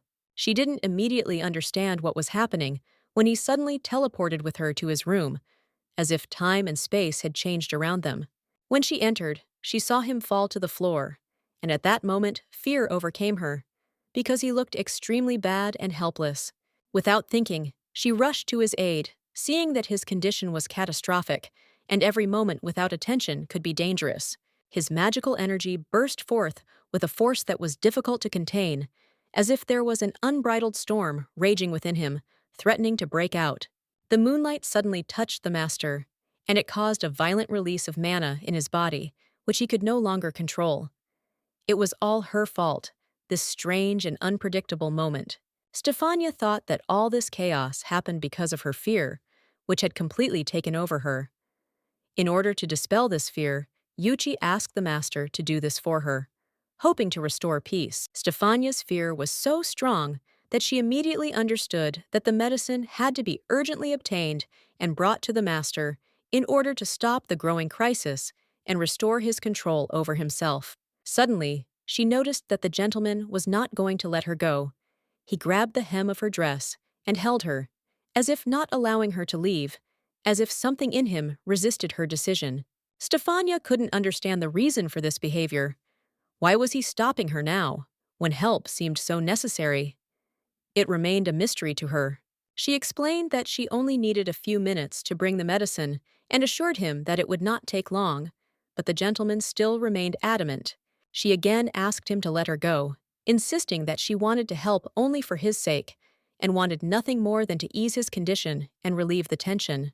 Finally, he let her go, and a suitcase appeared next to her, as if specially prepared so that she could quickly collect the necessary things and not waste time. Stefania understood that today a lot depended on this step, and without further thought, she rushed to the master, deciding to act quickly and decisively for the sake of salvation. Inside the suitcase, she found exactly the medicine she was looking for. It was ready to help, and now all that was left was to deliver it to the master in time. She immediately hurried to the gentleman and, without losing a second, applied the medicine to his lips, trying to help him take it as quickly as possible. There was concern and determination in her eyes, but she could not understand at all why the gentleman did not drink the medicine, although it was so necessary. Her thoughts were confused. She looked for the reason for his refusal, but did not find the answer. She had prepared the medicine in advance for only 2 months, expecting that this time would be enough for his recovery. But now she realized that everything might not go as planned. If the gentleman did not take the medicine now, it would remain aside, and he would suffer all night, experiencing pain and suffering that she could not allow under any circumstances. She couldn't afford to leave him like this. So if he couldn't take the medicine himself, she had to find a way to help no matter what. She carefully approached him closer, But deep down, she knew that her idea could be wrong and lead to undesirable consequences. The girl thought that she could try to pour the medicine from his mouth to his mouth, hoping that this would somehow help to unclench his clenched jaw so that the medicine would finally get inside. But she couldn't figure out what exactly she should do next. She was faced with a task that seemed too complicated and hopeless. At that moment, Yuchi appeared behind the door and said that he had seen everything, as if wanting to help or understand what was going on. But his words only added more tension to the room. The girl did not understand what exactly he was talking about, and due to embarrassment, she could not immediately answer. Feeling awkward and confused in this difficult situation, she claimed that today was an ordinary day for her, and she did practically nothing. There were no worries or special events. Everything went quietly and calmly. The young man smiled and thought about romance, like lovers wanting to prolong the night under the light of the full moon. It's so touching and beautiful. However, the girl was sure that this was not the issue at all, that the medicine that was supposed to help the master's daughter and ease her condition at this difficult moment was much more important. Therefore, she asked for help to give the medicine as soon as possible so that it would begin to work and bring relief to the master's daughter, without delay or loss of time. It was necessary to urgently prepare the medicine so that the master could take it, because then he would feel much better and his condition would begin to improve. Yuchi noted that it is generally not recommended to use magic on the master during a full moon, because it can cause unwanted consequences and worsen the situation. Nevertheless, he understood the seriousness of the matter and decided to first try taking the medicine himself to evaluate its effect and understand what to do next. He wanted to take a very small dose to test how safe it was and how quickly it would start helping without risking his health too much. The girl was puzzled and did not understand what exactly the guy was talking about, but he replied that without his participation and the first try, she would not be able to help the master properly. The girl agreed anyway because she was not against such an outcome. She understood that it could help and saw no reason to refuse, although she was a little worried. She still couldn't understand how this related to the gentleman. Her thoughts were confused. She tried to understand why exactly this should relate to him and how everything was connected. A few minutes later, the guy said that everything was ready and the medicine had worked. The gentleman really felt better. This was unexpected and pleasant news that gave hope. The girl felt joy because now she could somehow help in a difficult situation. Her heart was filled with relief that her efforts were not in vain and someone received support. However, no one except the gentleman himself was supposed to know about the existence of this medicine. It was a secret that had to be carefully guarded to prevent unnecessary questions. She tried to look calm, hiding her feelings, although inside she was still worried. The guy assured her that there was nothing to be afraid of, and there was no need to worry. He said that he knew she could make the necessary remedy, and it would help against the master's illness. His confidence added to the girl's confidence in her powers and capabilities. The girl was amazed and asked how the guy knew about it. Her surprise was sincere, because she had not told anyone about her skills. The boy explained that the master had told him everything because he was his main assistant and confidant. This explained why he knew this secret. At the same time, no one else was supposed to know about the medicine, so they couldn't relax and start spreading information. Everything remained strictly between them. The girl expressed her gratitude to the guy and noted that since he knew about the medicine, it meant that he also knew the truth about her relationship with the gentleman. This was an important thought for her. The guy was surprised to hear about some truth and asked again what exactly she meant, not hiding his curiosity and desire to understand the situation more deeply. He stated that she was the master's fiancée, and therefore he was not supposed to know anything extra about her. For him, this fact was enough not to interfere in her affairs. After that, he asked what exactly he still needed to know, if there was anything important that he didn't know yet.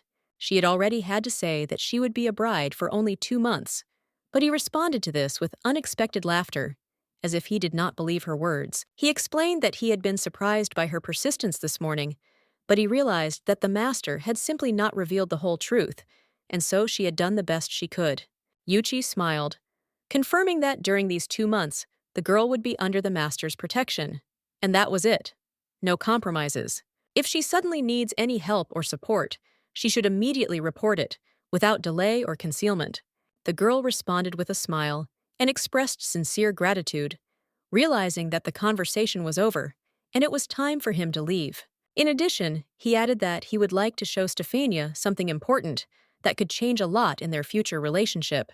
The girl asked him again what exactly he meant, and the guy explained that to do this, they would have to go up to the roof of the castle. He assured her that what she would see there would definitely please and surprise her. Despite his promises, the girl felt that he had not explained anything properly. Still, she decided not to argue and followed him, trusting his words and curiosity. They sat down on the metal surface with the others and were immediately thrown out of the window, as if picked up by an invisible force, carrying them up and out of the castle. On the rooftop itself, a scene awaited them. Elliot was tied up, begging for mercy and admitting his wrongdoing, desperately asking not to punish him too harshly. Stefania asked the guy with disbelief if he was really going to show her this, not hiding her surprise and almost shock at what she saw on the roof. Yuchi calmly stated that he had already paid off the one who had offended Stefania and that the conversation could be considered closed, which left no room for doubt. The girl noted that, in her opinion, he had clearly overdone it with the punishment, because the situation seemed to her excessively harsh and disproportionate. But the guy objected that no, the punishment was well-deserved, because Elliot decided to go against the master's will, which was unacceptable for him. Moreover, he hurt the master's fiancée, and therefore, in the guy's opinion, Elliot deserves an even more severe punishment than he received now. Elliot himself tried to justify himself, saying that he wanted to do the best thing. He thought that the master was going to get rid of her, as well as the other girls in their circle. He could not even imagine that she was so important to the master, and in fact, his intentions were good, although the consequences turned out to be completely different. But after these words, the guy showed no mercy and, using a special mechanism, dealt Elliot a strong blow, demonstrating that there would be no mercy here. Yuchi looked like he didn't understand anything at all about what had happened. His eyes were completely confused, as if he was trying to grasp the meaning, but everything remained unclear and vague to him. He gave him a chance to fix the situation and apologize to the guests, but he missed the opportunity, which was his only hope for salvation. This moment became decisive and irretrievably lost. At that very moment, Yuchi shone like a precious diamond, bright, unyielding and unwavering, arousing admiration and respect from those around him with his calmness and confidence. Then the girl realized that it was not worth angering him because he was too strong and determined. She also noticed that although the punishment for this stupid peacock was severe, it was fair and deserved. However, she herself probably wanted to take revenge and feel satisfaction from carrying out her punishment, to get rid of her anger and regain control of the situation. That's why he suggested that she press a button to make the glove strike with full force, allowing her to release the tension and feel power over what was happening. Stefania replied that she was in no hurry with this, because the guy seemed to her to be overly spoiled, and looking at him now, she even stopped being angry and lost all desire for revenge. The guy asked again if she really thought so, and there was a slight note of alarm in his voice. He was genuinely concerned and wanted to make sure that her mood had changed. He said that he took her words into account, but still, Elliot would be here for a few more days, staying close and waiting for his moment until the situation was finally resolved. The cute-looking boy turned out to be much scarier than Mr. Cheniel himself. His look and actions inspired more fear than it seemed at first glance. No one expected this from the seemingly harmless young man. It was time to go back, and the boy wished Elliot good night. He calmly and confidently ended the conversation, leaving no room for doubt or further questions. Everything happened as if it was planned in advance. Then they took off and flew away. The girls hardly felt sorry for him, because he was to blame for his misfortune. It was clear to everyone around him. He had put himself in this situation, and no one wanted to waste energy on regrets. A few minutes later, they returned back inside. Everything looked as if nothing had changed, and time seemed to have stood still. The return was unexpected, but calm and without unnecessary words. He reminded her that Stefania was about to leave the continent and asked if she wanted to do anything as a farewell. This question caused her a slight surprise, because thoughts of farewell still seemed far away. The girl asked again in surprise, not believing her ears. Her interest was sincere. She did not expect that someone would offer to arrange a farewell party or fulfill a wish before leaving. The guy noticed that there were only 2 months left before she left, and was surprised that she didn't want anything special. It seemed strange to him, as if she didn't value the time left and didn't want to spend it brightly. In fact, she had already done much with the master, and asking for more seemed rude. She considered that gratitude was enough, and did not want to appear ungrateful or capricious in the last period of her life. Yuchi reminded her that he had promised to do his best while he looked after her. He talked about how they could indulge in a little entertainment to make her last days more colorful and memorable. If she wanted to go somewhere fun or experience something unusual, they would have the strength to make her wish come true. That was his determination, to do everything so that she could feel happy despite everything. In 2 months, the day would come when she would have to die. It was a bitter truth that she could not ignore, but she did not want to admit out loud. The date hung over them like an inevitable conclusion, and to be honest, she didn't even think about what else she wanted, except for meeting Mr. Cheniel. Her thoughts were occupied with the main thing, and other desires seemed unimportant and secondary in comparison to this. She thought for a moment, then realized that there was something important to say. It was something she had kept to herself for a long time, and now decided to reveal. She shared that she had one cherished wish for her daughter that she had never told anyone about before. It was very important to her, and she was waiting for the right moment. Cheniel remained confused, not quite understanding what was happening now and why all this was happening. His thoughts were racing, trying to put the whole picture together. Yuchi explained that in front of them was a cake that they had baked together for 3 hours. It was their little shared secret and gift. He noted that Stefania had made this cake herself, and he had no idea that she had such talent and skill in handling dough and sweets. Yuchi asked Cheniel to try the cake as soon as possible, emphasizing that it was important for everyone, especially for Stefania, who put a piece of her soul into it. Cheniel, using fire magic, brought his hand to the cake, but Yuchi immediately rushed to grab it, asking in surprise why the master wanted to burn the gift and not just eat it. Cheniel was confident in his actions, although it looked like he was going to destroy the cake with fire, which caused confusion among those around him. Cheniel asked Yuchi what he expected from his reaction, and Yuchi replied that they brought the cake for him to taste, not to set it on fire and destroy it. Stefania thought that Cheniel probably wouldn't want to try her food, which made her a little upset, because she tried so hard and wanted to please. In her past life, she dreamed of becoming a pastry chef, learning to make different sweets, and delighting people with her creations. When she was talking about her wishes, Yuchi told everyone that she wanted to make sweets, and this aroused genuine interest and respect from those present. The guy was surprised by what he heard, because the girl firmly stated that everything was exactly like that. His gaze expressed bewilderment, but there was not a shadow of doubt in her words. However, the ingredient needed for the preparation turned out to be rare and expensive. Getting it in sufficient quantity would be difficult and expensive, so if you can't, it's okay. However, the guy confidently said that there would be no problems with this. He promised to get everything she asked for, despite the difficulties and the cost. The girl was sincerely grateful for such support. Her eyes shone with gratitude because the help seemed real and sincere, which was very important to her. The boy decided to ask if she had ever made exactly these sweets before.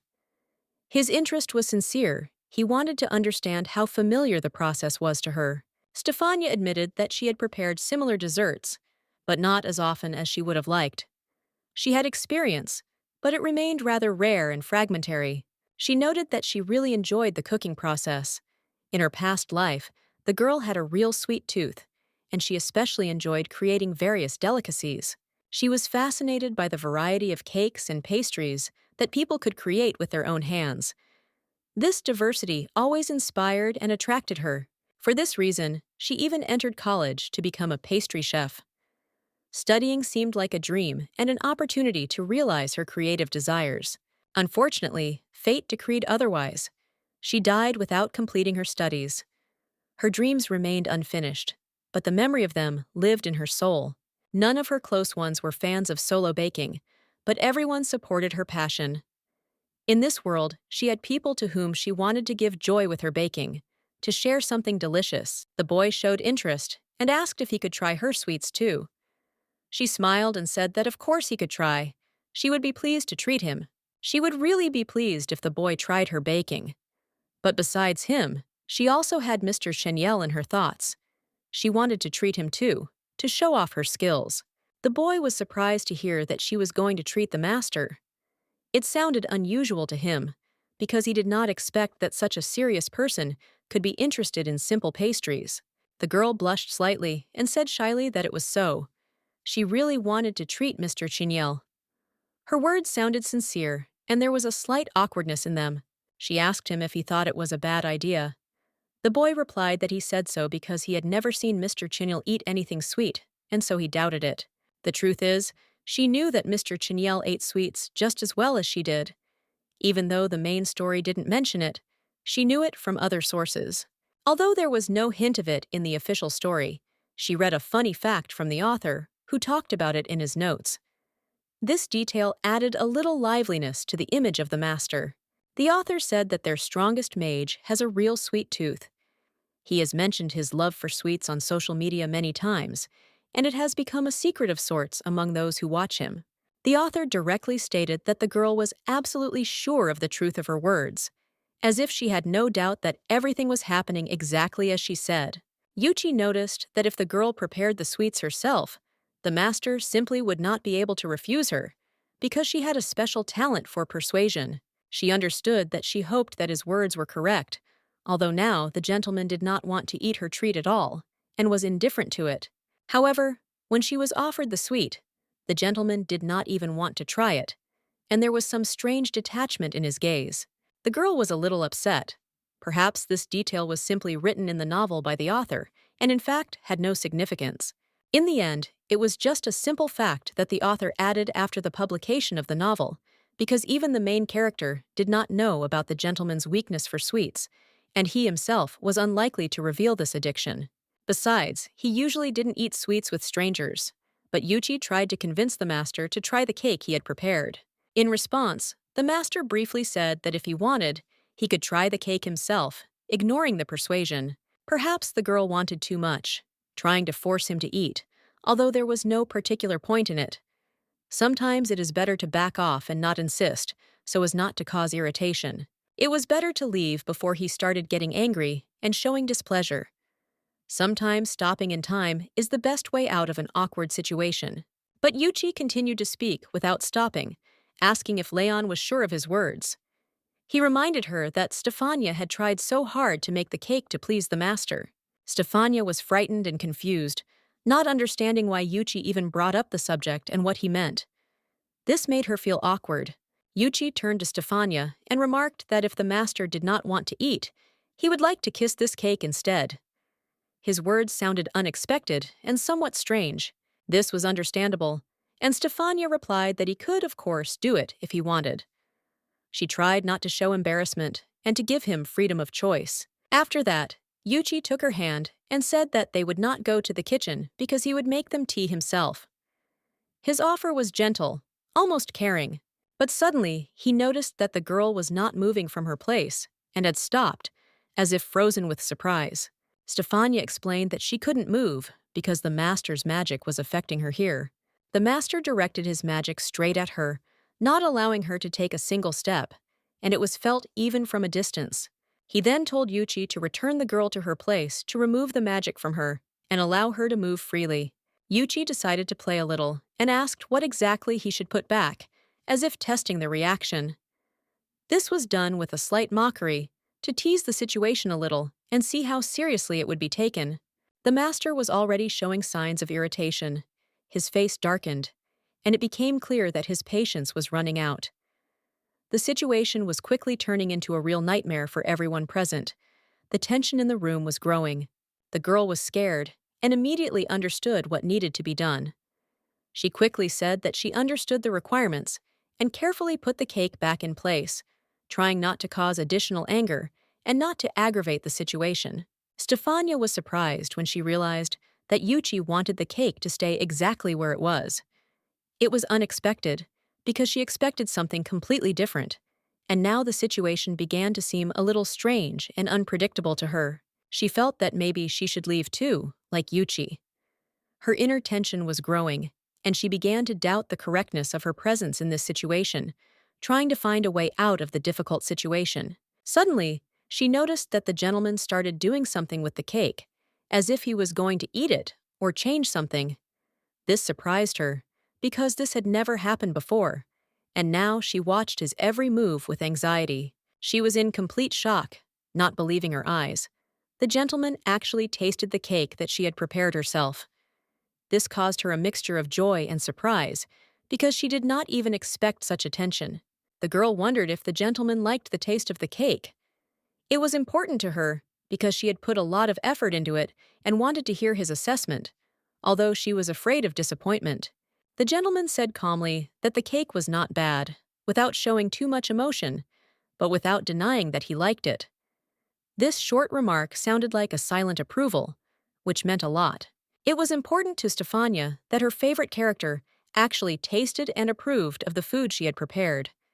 It gave her strength and confidence, because such a small gesture meant a lot to her. Stefania was in seventh heaven and almost didn't believe that this was happening in reality, as if she was still sleeping and everything around her was a dream. Her heart sang with joy and delight. He asked if she had really prepared the dish herself, and the girl confirmed it without hesitation, recalling with slight pride how carefully she had selected the ingredients and prepared every step. Stefania also mentioned that Yuchi helped her a little with the preparation, and without his support, she would not have managed it so quickly and neatly. His help was unnoticeable, but valuable. The girl decided to ask permission to cook in his kitchen from now on, hoping that she would be allowed to demonstrate her culinary skills more often there, next to him. In addition, she was going to treat him to her sweets sometimes, to please the gentleman with small pleasant surprises and make his days a little brighter. The gentleman replied that he did not mind, because she really managed to cook deliciously, and he appreciated her efforts and desire to show care through food. Stefania was truly grateful for his kind words, and smiled, feeling her soul fill with warmth and self-confidence. She realized that she had managed to truly please Mr. Chenyul himself, and this thought warmed her more than any fire. But deep down, the girl understood that she didn't know how much time she had left to cook for him and please him with her attention, because fate could end at any moment. Her feelings for him were so strong that she enjoyed simply watching him eat. In that quiet moment, she found joy and meaning. Suddenly, the girl turned to the gentleman and said that she had one important request that she would like to voice personally, despite the excitement and the unusualness of the situation for her. When Yuchi asked what kind of wish she wanted to express, two different thoughts immediately popped into his head, either of which could completely change the course of their conversation. The first thought was about preparing some kind of sweet treat, and the second was about a more personal and deeper desire that concerned their relationship and feelings. The girl admitted that during their meetings, she would like to be able to openly express her emotions and feelings towards him without hiding her tenderness. It is a desire to share her warmth and love with the person she truly loves with all her heart. And when he asked again, she confirmed, adding that if it was inconvenient for him, she would understand. She also stressed that she was in no way going to expect any reciprocal action from him or make him feel obligated in any way. Yuchi replied that if she really wanted this, then he saw no reason to refuse, because it was a natural desire, and he was ready to accept her feelings. The girl was very happy with this agreement, and hopefully asked if he really thought so, and if she was joking with herself. The gentleman replied that this was nothing compared to how she had boldly stolen his first kiss, and for him it was much more important and would be remembered forever.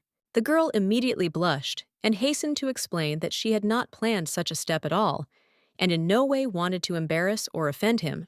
She expressed regret for what had happened, and promised that it would not happen again, trying to convince him of the sincerity of her words and intentions to improve.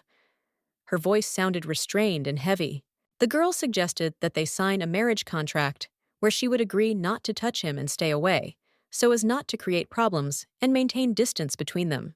However, the gentleman calmly stated that he didn't care, and his words left her in complete shock.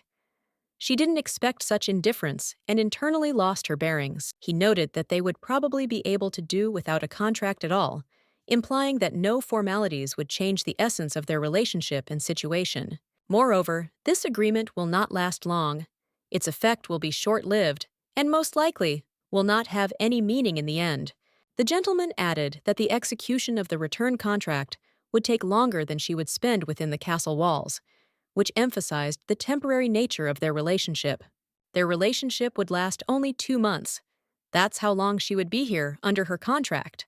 And initially, this situation was beneficial only to her. She was lucky that the master allowed her to stay in the castle. Otherwise, she would have had to look for other ways and conditions for her existence.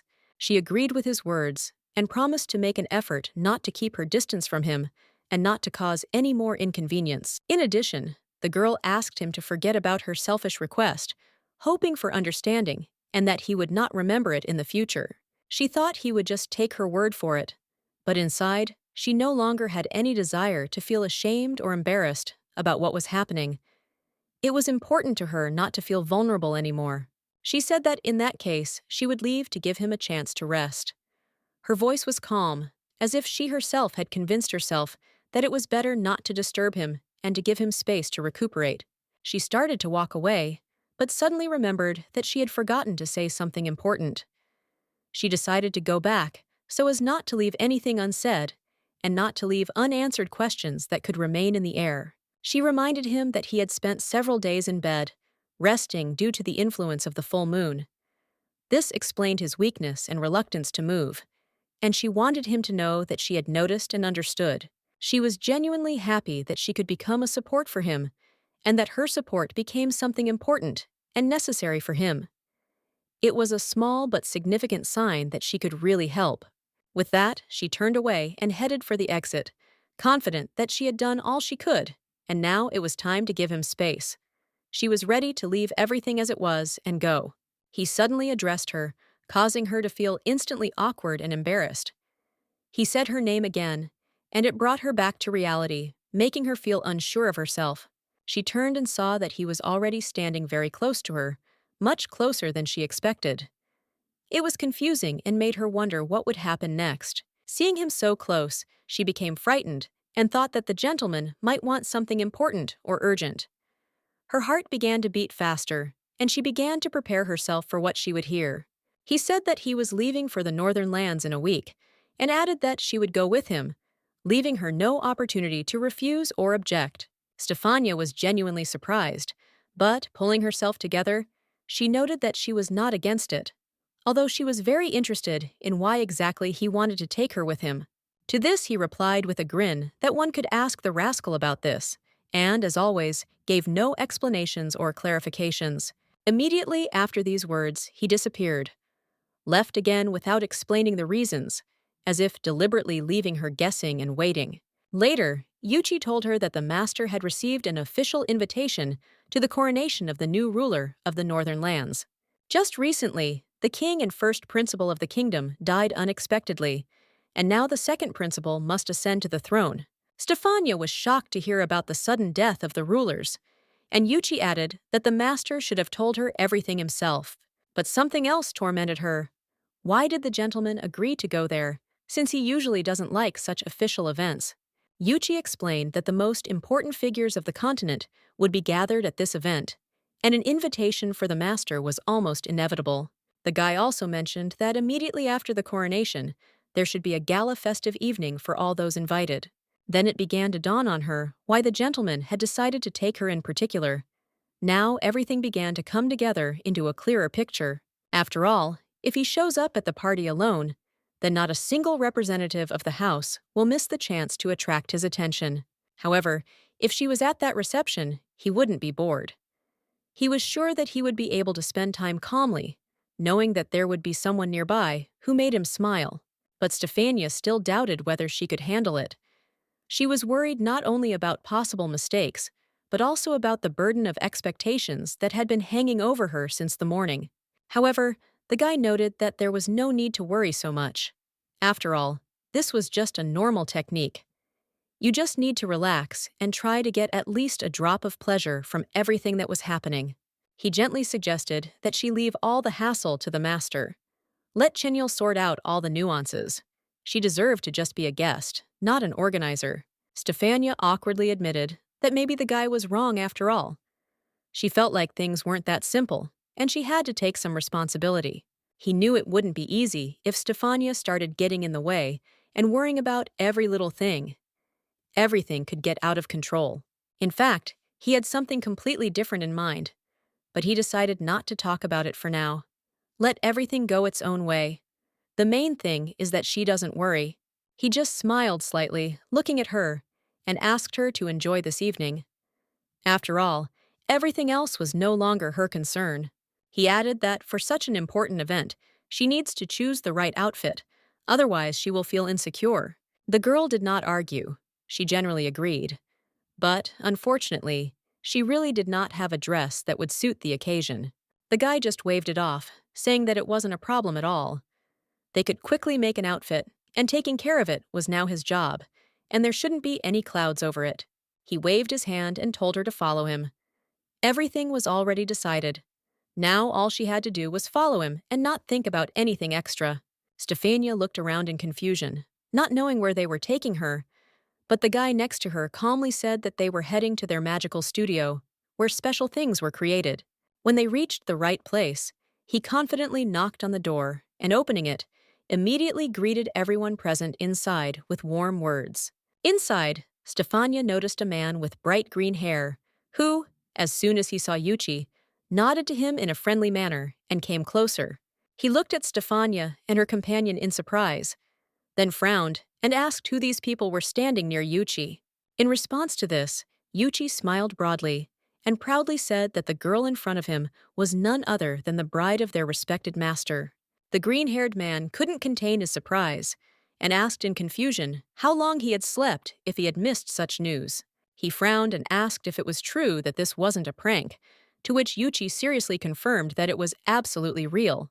Then the man muttered that if Yuchi himself said such things, then it really was the truth and couldn't be a joke. Despite this, he admitted that he had no idea how this happened, since he seemed to be cut off from everything that was happening. He admitted that he had not heard a word about this event, and now intends to urgently record the news so as not to miss it completely. Stefania stood rooted to the spot, amazed by what was happening, not understanding what was going on and how to react to it all. Yuchi said that it was enough to waste time on this strange guy. It was necessary to leave him and focus on a more important matter, which concerned Master Chinyal himself. The girl's name was Lucy. She was a magical seamstress who worked at the palace and had the gift of putting charms into fabrics, creating something more than just clothes. In the original version of the story, it was Lucy who sewed dresses for Angelique for free, since she was unable to pay due to her difficult situation. Lucy seemed like a quiet and modest little thing, but with each new event she began to open up, especially in communication with Angelica, as if she was looking for warmth. The relationship between them was similar to that between a kind mother and a vulnerable daughter, and Stefani especially enjoyed watching this touching connection. In real life, Lucy turned out to be even sweeter than she was described or imagined, 100 times more charming, as if she had come out of a good fairy tale. Yuchi, of course, was also incredibly charming, but compared to Lucy, his charm seemed to be of a completely different, less airy and gentle nature. Stefania expressed that she was really pleased to meet her, and inside she felt as if they had known each other for a long time. She added that the shirt that Lucy had sewn especially for her turned out to be amazingly beautiful, and expressed her sincere gratitude for such a gift. The girl didn't react in any way, didn't say a word, just silently shifted her gaze from the floor to the lady, as if thinking about something, but not daring to say it out loud. Yuchi then turned to Stefania and calmly explained that Lucy was not the type to open up to others right away, and so her silence should not be taken as rudeness or resentment. However, today, he had not come for the sake of conversation. He was worried about another matter, and it was about this matter that he wanted to talk to Lucy, hoping that she would still listen to him. The matter was urgent, In a week, Stephanie had to go to a reception with Master Chignel, and she needed a suitable dress, which Lucy had to sew. But as soon as they began their discussion, the man with green hair intervened, confidently declaring that he was ready, as if he had been waiting for a long time to be remembered. Everyone turned towards the voice, and Stefania immediately remembered it. It was the guy who not long ago said that he was assigned to prepare a note about her and Mr. Chignel. And now, without wasting a minute, he opened the window and quickly, almost deftly, caught a bird flying past, as if he had planned it all in advance. Having tied a letter to her paw, he told her to hurry, shouting a short command, and the bird immediately soared into the sky, disappearing into the distance over the rooftops of buildings. Stefania, still surprised, turned to Yuchi, wanting to understand what was happening now and why all this rush with the letter was necessary. Yuchi immediately hesitated, lowering his eyes guiltily, and asked for forgiveness, admitting that it was difficult for him to find the words, and he was not sure where to start.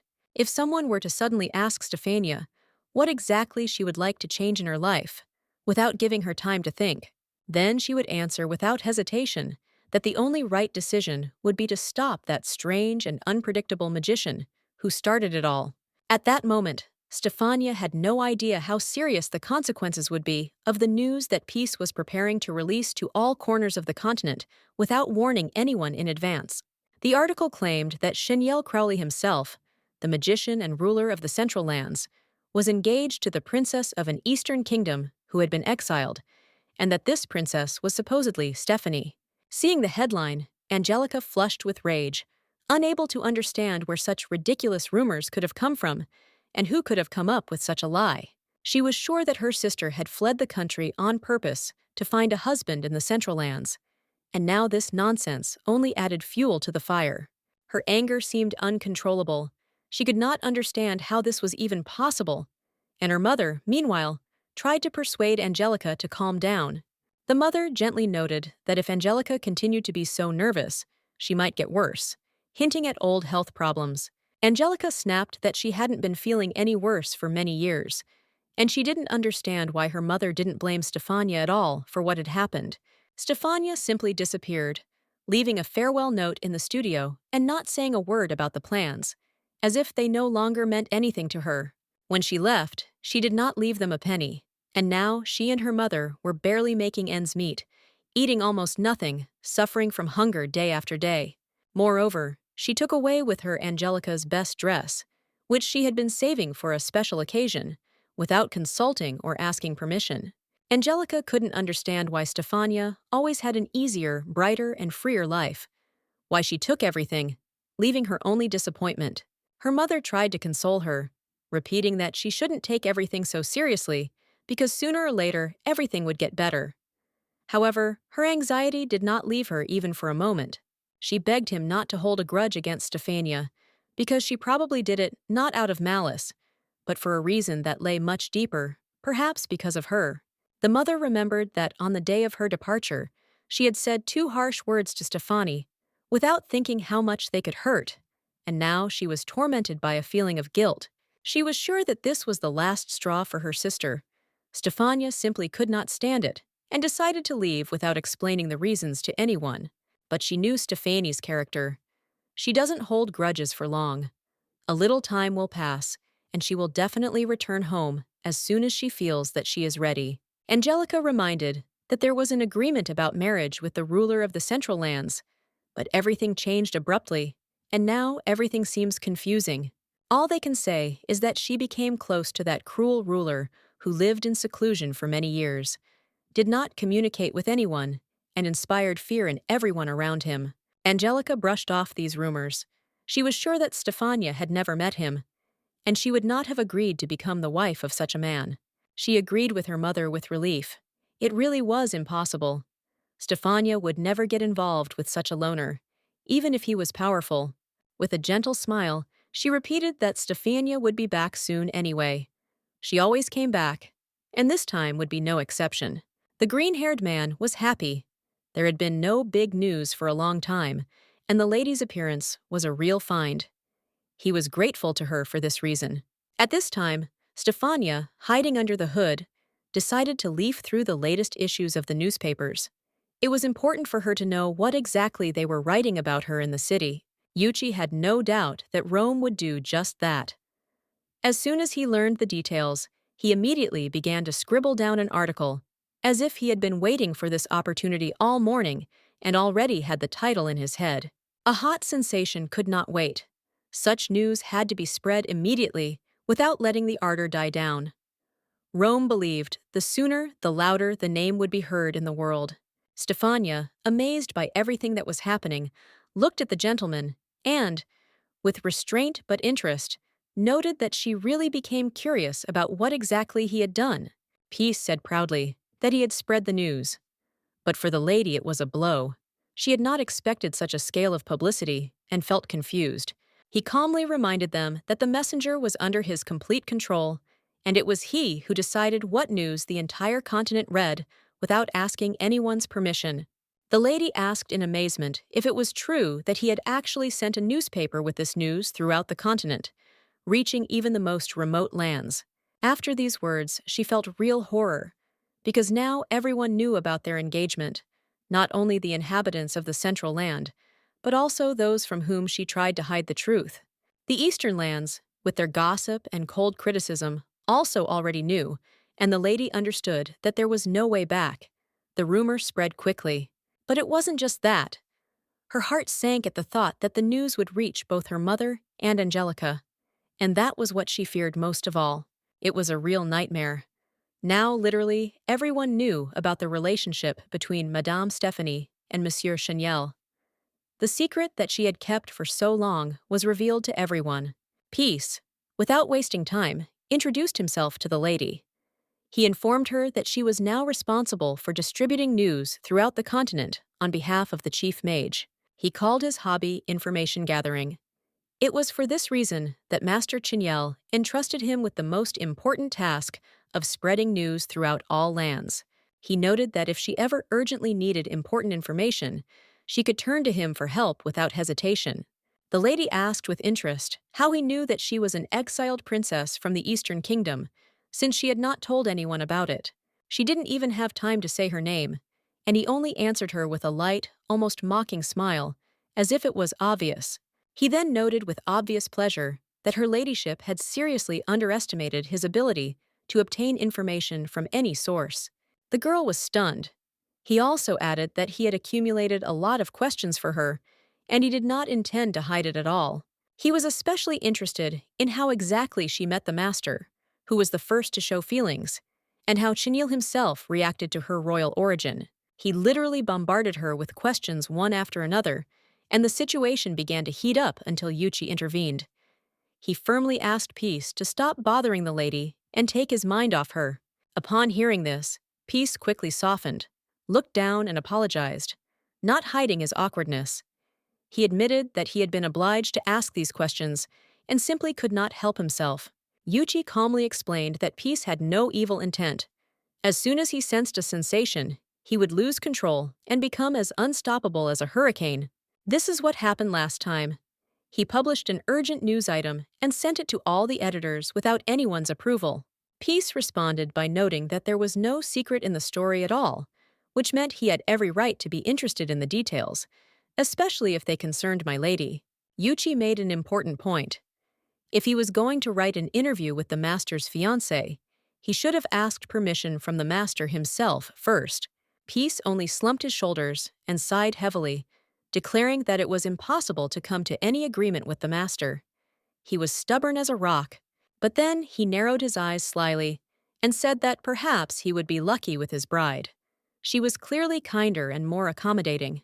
The girl herself looked a little embarrassed and worried, because she guessed that this conversation would lead to a wave of new questions. However, Yuchi told Pisu not to distract her anymore, because they did not come because of him, but to talk to Lucy about an important matter. He had to focus on his work and stop spreading unnecessary rumors and information among people, which only interfered and distracted from important matters. Peace explained that since they had already come to Lucy, he would not disturb them and would leave them alone so as not to create any obstacles or inconveniences. Yuchi expressed his desire for Lucy to make a dress for Stephanie, emphasizing the importance of this order and trusting the skill of the seamstress at Cheniel Castle. Yuchi then noticed that Lucy wanted to take Stephanie's measurements to make the dress fit perfectly, and that was the only step before work began. He said that he would wait here, and that Stephanie needed to go with Lucy so that she could calmly take all the necessary measurements. With the help of magic, Lucy carefully and accurately took all the measurements from the girl, without causing her any discomfort, and quickly completing the process. During the entire time she worked, Lucy never said a word, remaining silent and focused on her work, as if it was a habit for her. However, in novels and stories where Angelica and Stephanie were present, conversations began immediately. But here, an unusual silence reigned. Finally, Lucy quietly said that everything was ready. It was the only word she uttered the entire time, returning calm to the atmosphere. Lucy's voice was soft and silky, so gentle that Stefania couldn't even imagine what it could be like until she heard it herself. It was the most pleasant event of the whole day for Stefania. Such a small but very important moment that warmed her soul. Suddenly, Lucy noticed that Stephanie had an unusual and interesting smell, which caused the girl a slight surprise and curiosity. Stefania was surprised, because she never used perfume, and realized that Lucy probably caught her natural scent that always emanated from her. Lucy had a very unusual property, and the lady decided to find out what kind of aroma she had, becoming interested in this unusual smell. Lucy answered directly and unexpectedly, "Stefania smells like rotten corpses," which shocked the lady. The lady was so frightened that she immediately asked Lucy what exactly she meant and what she was talking about. Lucy knew the secret that Stephanie had only a short time left to live, and this knowledge weighed heavily on her. Suddenly, Lucy turned and walked away, but Stephanie tried to stop her, trying to understand the situation. Stefania was completely confused and could not understand what exactly was happening around her. At that moment, Magdalena Lively entered the room and began asking Peace about the news published in the newspaper. At the sight of Magdalena, Stefania felt a strong fear and anxiety. Her heart began to beat faster. Magdalena could not believe what she heard. She learned that the gentleman was engaged, and with disbelief, she asked the green-haired Peace what kind of nonsense he had written there. Peace confidently said that he wrote only the truth, since the information was given to him by Yuchi, who never lies and is always honest. Magdalena was shocked and demanded that they explain to her in detail what all this meant and why such news appeared. Yuchi, on the contrary, said that he does not intend to explain the situation to anyone and sees no point in talking. At that moment, Stefania herself entered the room, and Yuchi was very happy to notice her appearance. He asked if they had finished their work yet, and the girl confirmed without hesitation that the work was done. At that moment, the atmosphere hung slightly tensely in the air. After that, he announced that he had to get ready for a reception that was to take place very soon, and therefore he had to leave immediately. He stood up and headed for the exit, leaving behind a slight trace of haste. Magdalena approached Stefania with obvious interest, her voice sounding with notes of suspicion. She asked if she was the very same exiled princess who had arrived from the east, about whom everyone was talking secretly and openly. Stefania rejected this statement, calling everything that was happening absurd and nonsense, as if she did not want to even consider such a possibility, as if trying to protect herself from offensive rumors and gossip. Magdalena, laughing, declared that the gentleman would never have chosen such an inconspicuous and unprepossessing girl as a wife, and that there could be no talk of any princess. All this was just fiction. She added that she herself had already realized that this girl had probably bribed Peas to write such nonsense and spread these rumors, because without money, nothing happens by chance in their world. Magdalena remarked with disdain that, as expected of an Eastern princess, she would hardly be able to go far, as if the girl was doomed to remain in the shadow of her roots and unable to change her fate. She said the royal family from the East is known for its passion for luxury and wealth, often forgetting about those who are lower in social status and suffer from poverty. There is a huge gap between rich and poor in their kingdom, forcing many residents to leave the eastern lands in search of a better life and hope for change.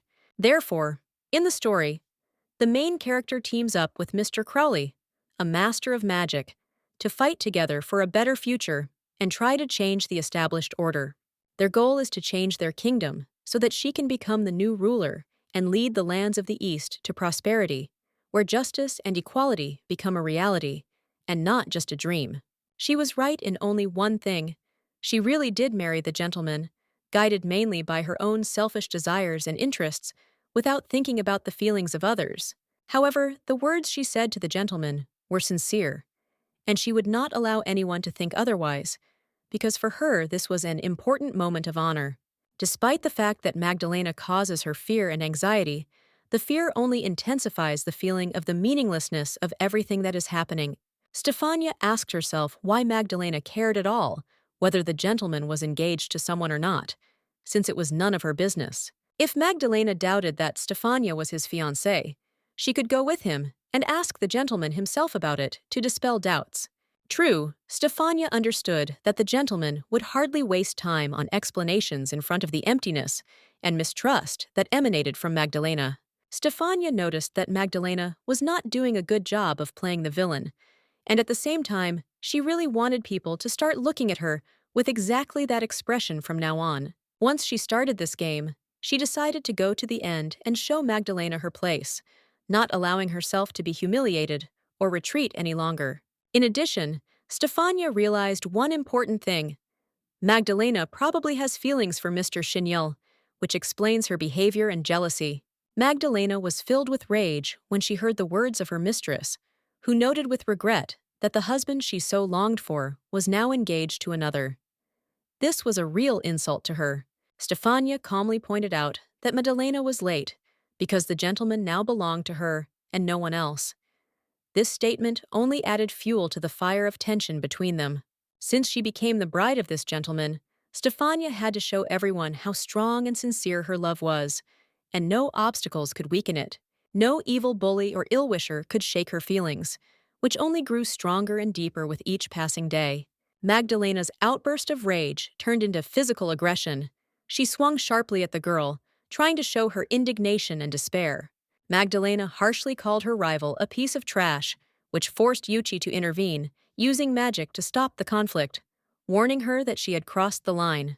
At this point, someone loudly demanded that Yuchi let Magdalena go, calling him a damn runt. The tension between all participants reached its limit.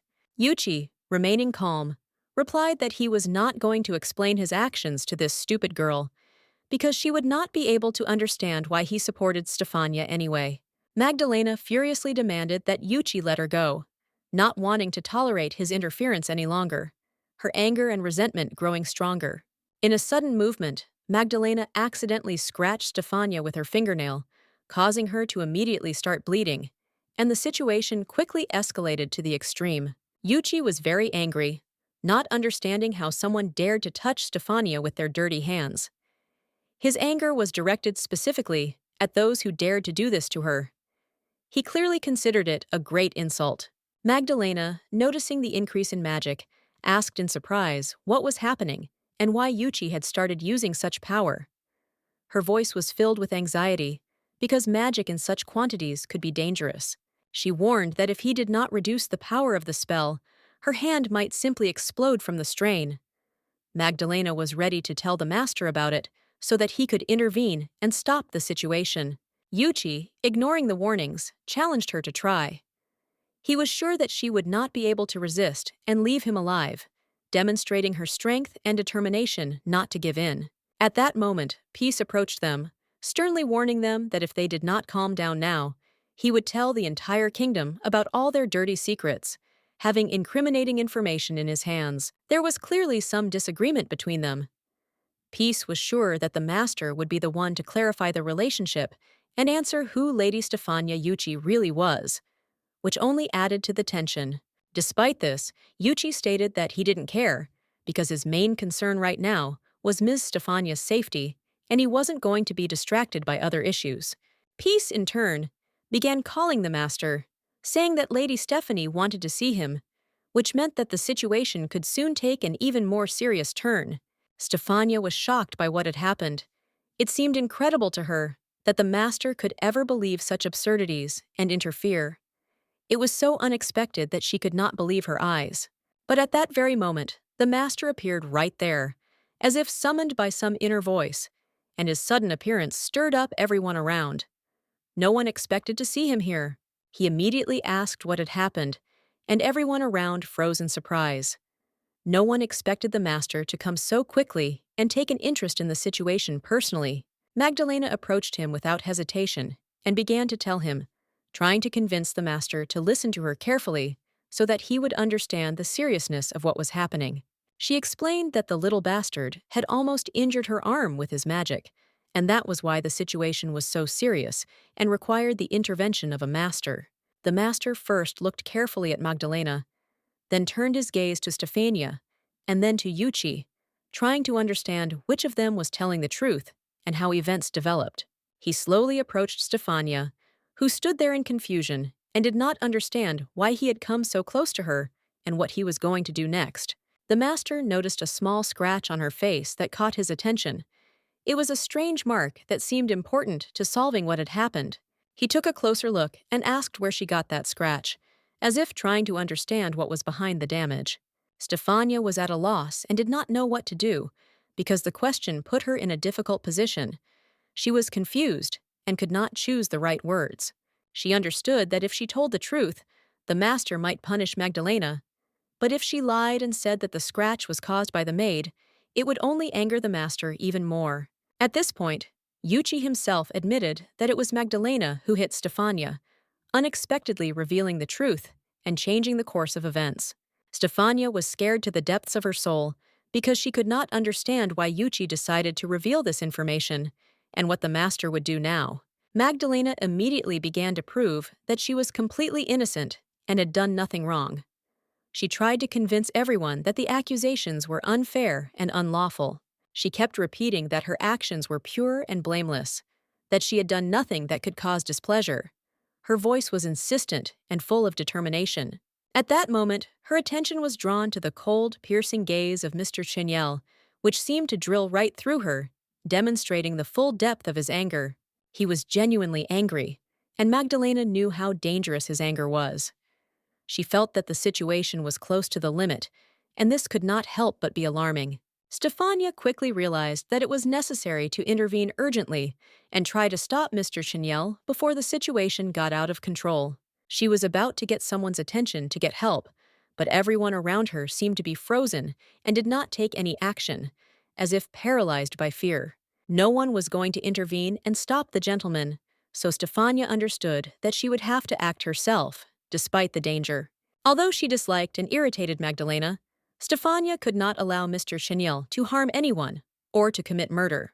At this moment, Yuchi noticed that Stefania was about to do something drastic and rushed towards the gentleman to stop him and prevent further violence.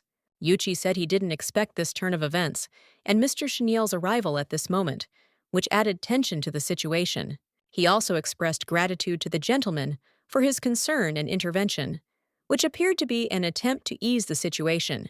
Meanwhile, Magdalena confidently assured everyone that she was okay, and did so with a wide and sincere smile, trying to calm those around her.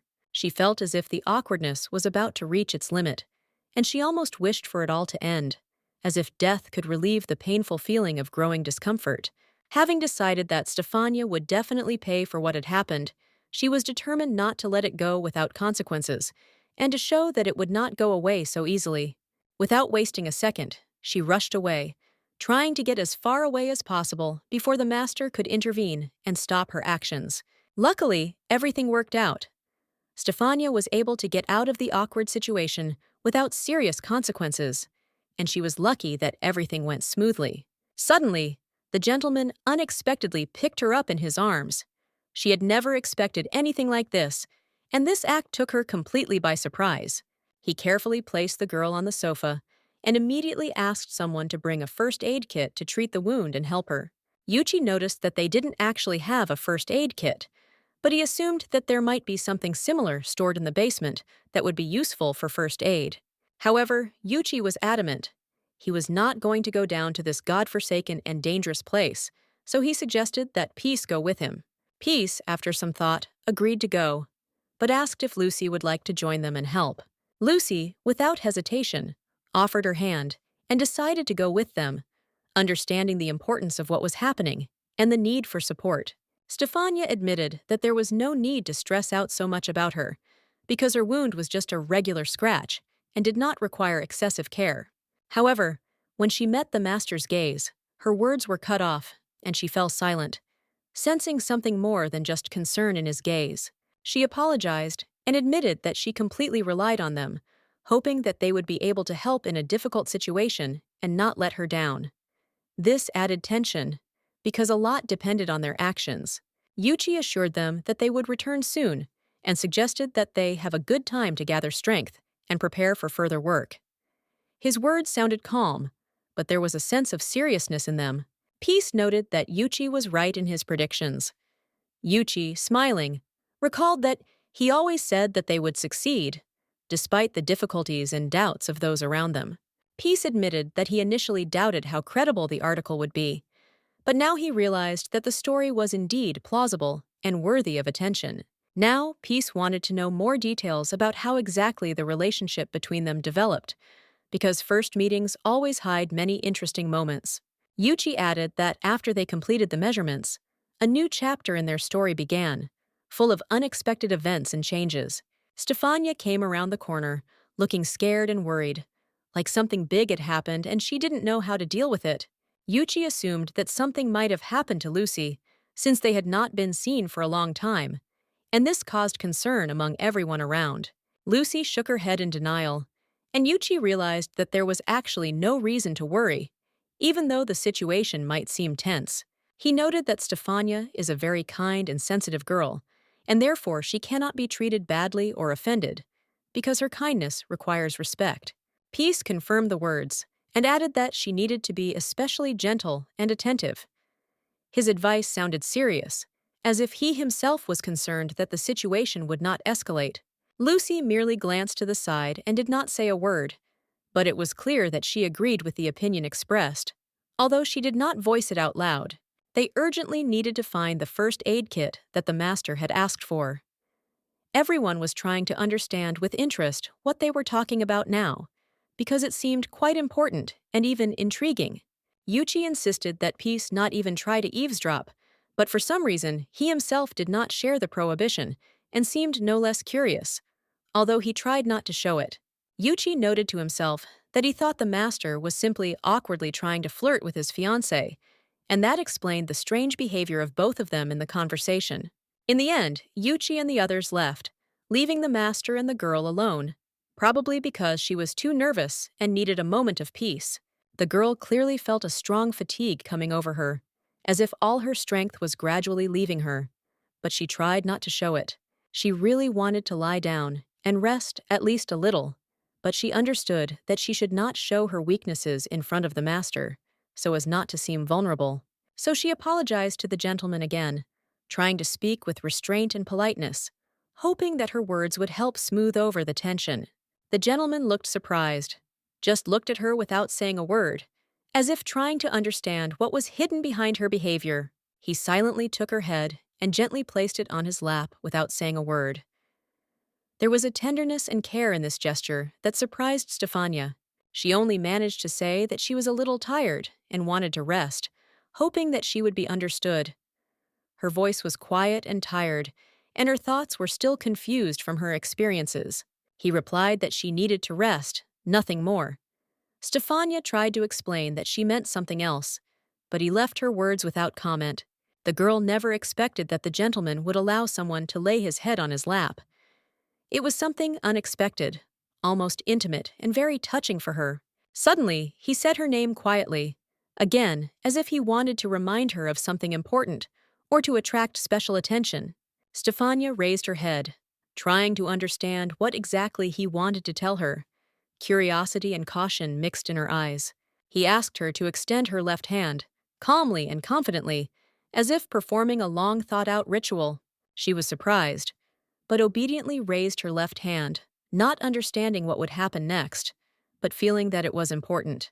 At that moment, he put a ring on her hand, elegant and meaningful, like a symbol of something new and special. Stefania was stunned.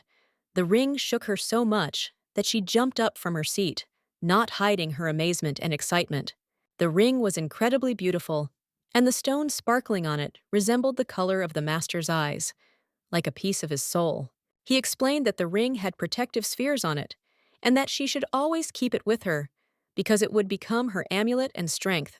The girl said that she understood the importance of this gift and promised to wear the ring always, to cherish it as a sign of trust and support. It was the first time she had been given such a gift, an object with which she could protect herself in dangerous situations.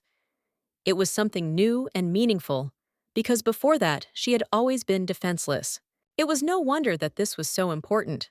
Among wizards, she was ordinary and vulnerable. She seemed like a lamb surrounded by predators, which made her position extremely dangerous and fragile. That was why the doctor warned that where she was going, danger would lurk at every step, and she shouldn't underestimate the seriousness of what was happening around her. But she was only supposed to stay here for a short time, so where exactly she ended up didn't matter much. The final outcome was inevitable.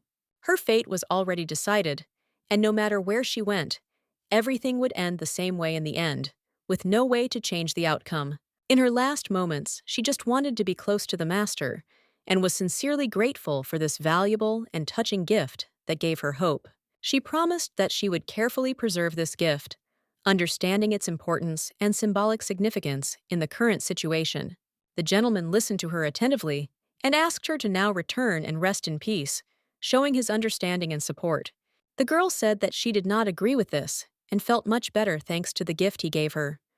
It really lifted her spirits and gave her strength.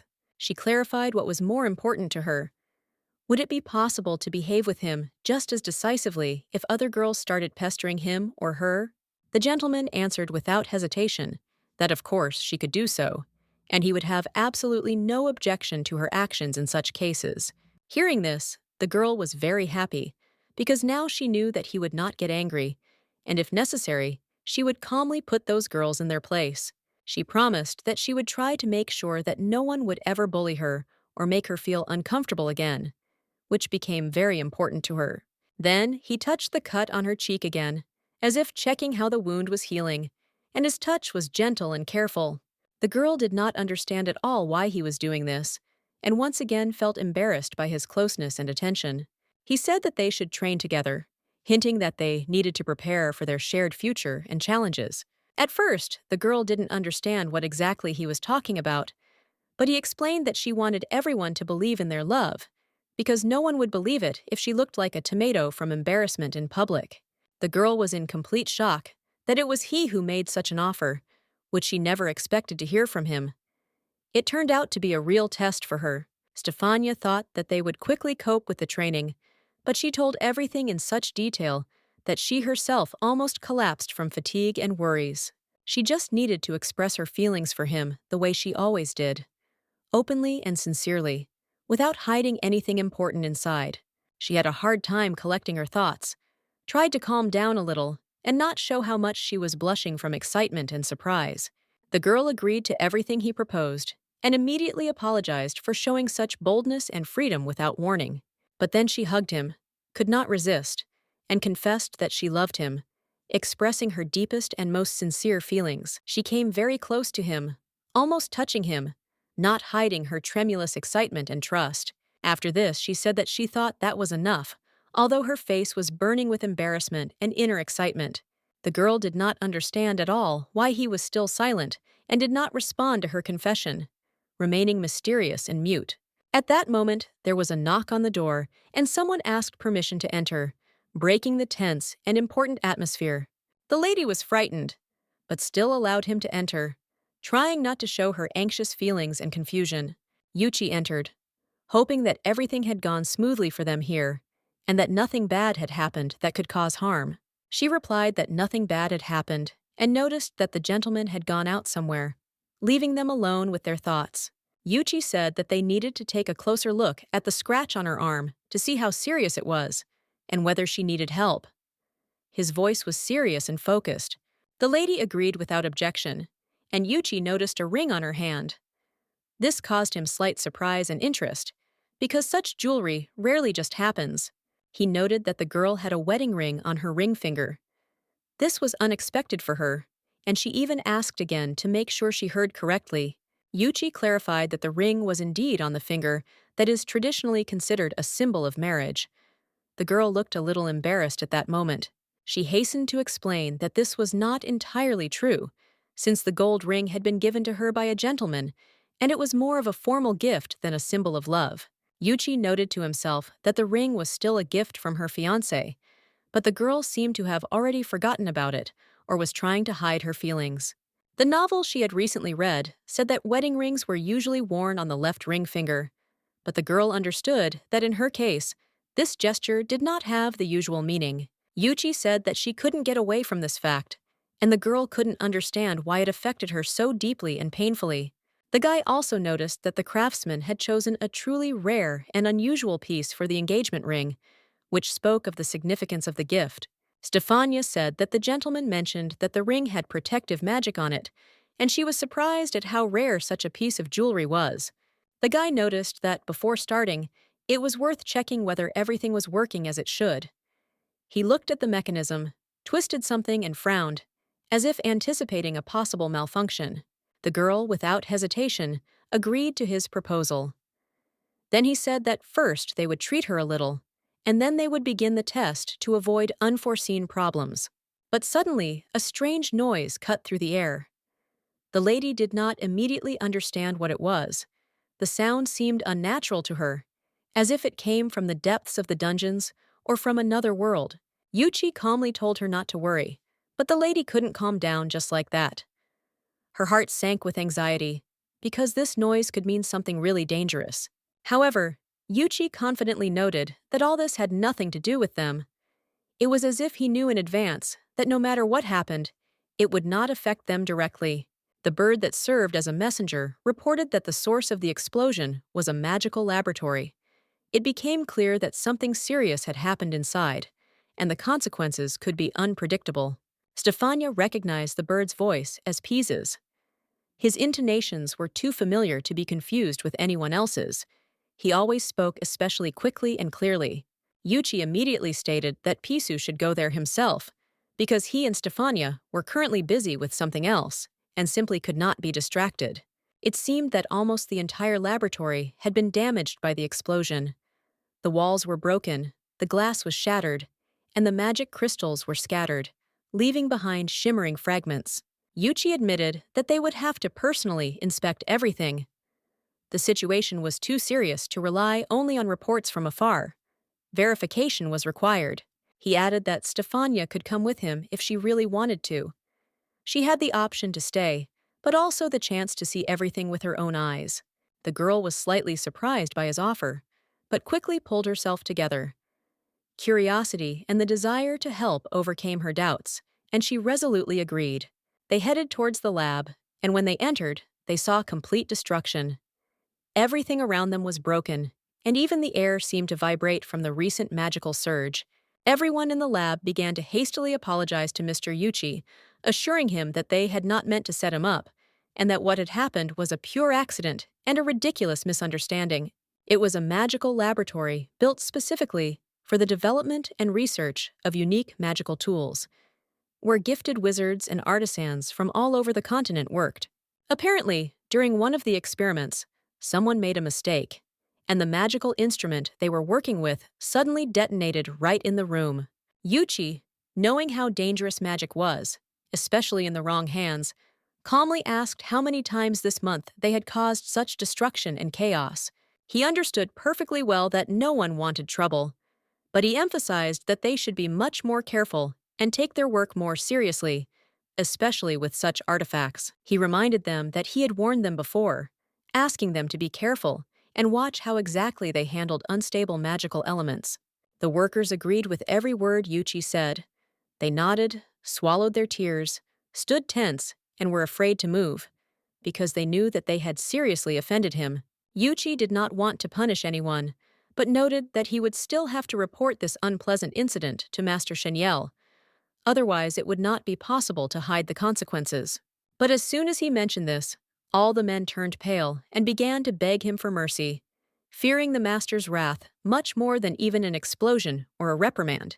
They fell to their knees, begging to be told to anyone but Master Cheniel. Their faces were pale, Fear pierced them to the depths of their souls, and they did not hide their despair. The guy, who was watching their fear, said with a cold grin that if they quickly disappeared from this place, perhaps he would remain silent and not report what happened to the master. The men breathed a sigh of relief, but the guy abruptly added that now the castle was inhabited not by just someone, but by the norm itself, and this changed everything, including the rules and behavior. From now on, he said, they must exercise extreme caution in any magical research. Even an accidental mistake could cost them and others dearly. They looked at each other in surprise when they heard these words and asked again to make sure they understood correctly, because it sounded too unexpected. Joy flashed in their eyes when they saw the girl. They realized that before them was most likely the bride of the master himself. This explained the strict measures and special attention to her. It seemed that now everyone who lived in the castle really understood who she was. There was no longer a secret. Her status was revealed, and the attitude towards her immediately changed. Stefania folded her arms and realized that she would have to act decently now. Everything had changed, and playing the role of the simple guy, Ash, was no longer possible. She introduced herself calmly, giving her name, Stefania, and added that she was pleased to meet him. Yuchi stood nearby and said that the master treasured his bride very much, and if anything happened to her due to their fault, they would be held accountable. He noted that since they had finally understood everything, this time he himself would take on the task of repairing the wall, although usually this should be done by completely different people. After all, according to the rules and regulations, it was the local workers or low-ranking magicians who had to monitor such things and restore everything in a timely manner. The men perked up, praised Yuchi, said that he was the best of them all, and sincerely thanked him for the help he had provided so quickly. Using magic, he restored the wall almost instantly because his strength was close to the level of a master, and such tasks did not require effort from him. Stefania stood in complete amazement. What she saw seemed impossible to her, as if it were from a legend and not from ordinary life. After this, the guy turned to the flowers, said that they were leaving, and asked that no more explosions occur unless absolutely necessary. The men nodded, said that they understood him, would try, and that they were very glad that Yuchi and Mrs. Stefania herself had visited them today. When they went outside, Stefania noticed that Yuchi's face had changed, as if something had frozen in it, as if he had caught a strange signal. She asked if everything was okay, and the guy replied that he had a strange, disturbing feeling, as if something was coming. At that moment, a bird flew up to them and conveyed an urgent message. Stefania was acquitted, but something important had happened in the main hall. Peace asked in bewilderment why Yuchi had such a reaction, since he was the master's right hand and should go and fulfill his duties without delay. Yuchi called out loudly to her, reminding her that it was time to leave.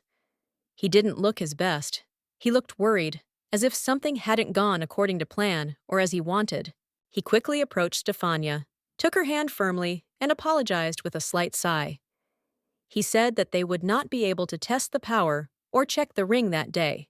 The surprised girl asked about the reason, to which the guy answered with a tired look that there was so much work to do around the castle today that he simply did not have time to breathe. As he said, they really didn't make it to the training ground. All the time was spent on carrying out endless assignments and chores that rained down from the very morning.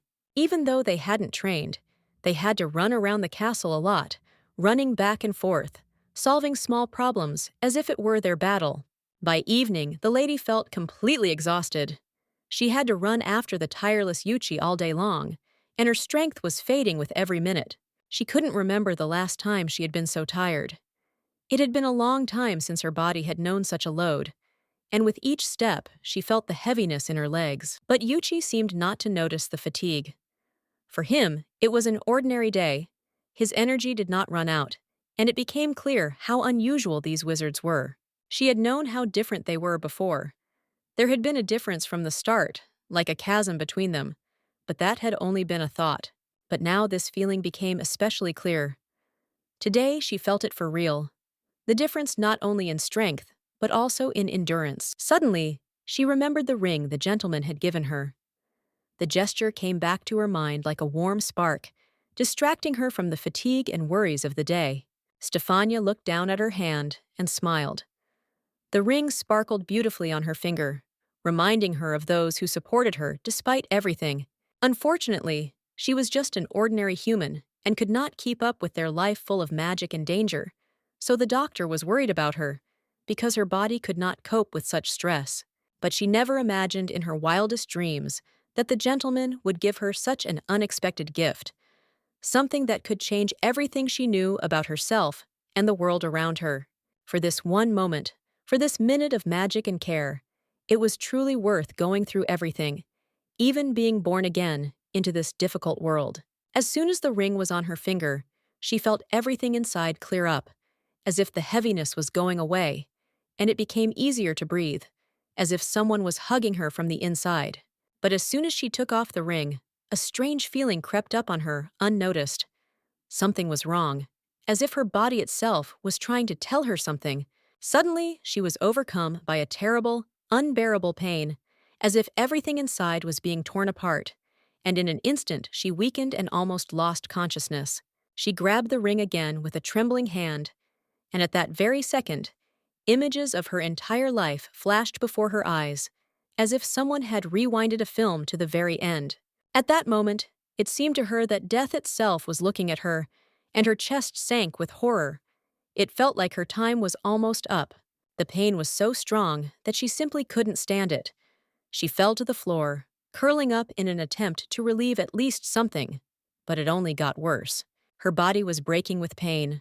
Her heart was constricted with fear, and it seemed that no one in this world could save her, pull her out of this abyss of suffering. She hoped with all her heart that someone would lend a helping hand and save her from this torment, but there was not a single person nearby who cared. Such a person simply does not exist, and she is doomed to suffer alone, immersed in her own torments and hardships, which no one can understand and share with her. Stefania must not forget the fate that is destined for her, and despite the pain, she must continue on her path, not retreating in the face of the trials that lie ahead. The next morning came without sleep, because severe pain did not give her peace all night, and despite being tired, she could not fall asleep. However, at this moment, the pain was no longer as excruciating as the previous day, and this eased her condition a little, allowing her to gather her strength at least a little. The ring that stood on the nightstand next to her suddenly appeared in her memory. It seemed like some kind of symbol or support in this difficult moment. She hurried to him and made sure that the ring was okay. It had not lost its shine and was not damaged, which brought her a sense of peace. Feeling relieved, she put the ring back on her hand, feeling as if it brought her protection and confidence, although something inside told her that it was more than just jewelry. Remembering that it was after she took off the ring that the pain returned with renewed vigor, she realized how important it was not to part with it, despite all the doubts. This is why she cannot take off the ring. It has become not just a decoration, but a kind of amulet that holds back the excruciating pain that would otherwise roll in with double force. If she decides to take the ring off again, the pain will return, and it will be stronger than before. So you need to understand why this connection works this way and find the reason. To understand this mysterious phenomenon, it is necessary to meet Yuchi, a man who can help understand the nature of what is happening.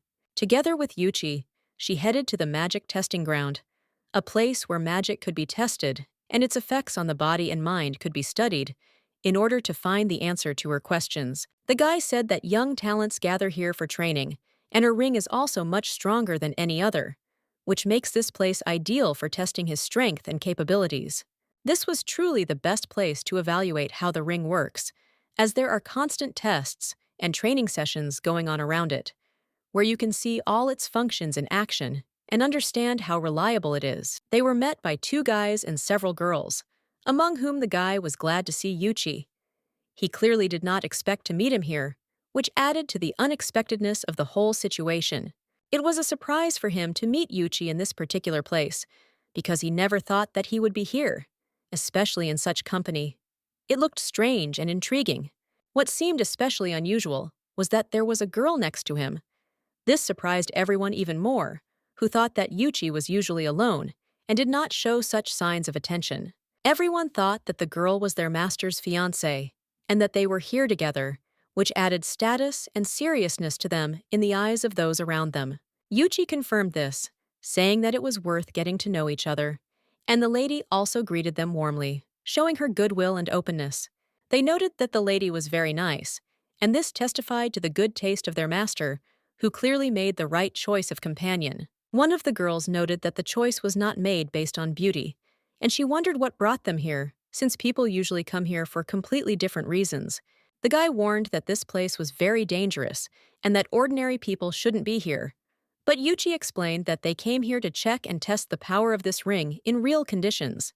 Yuchi showed the ring to everyone, and everyone looked at it carefully and with great interest, trying to understand how powerful and unique it really was.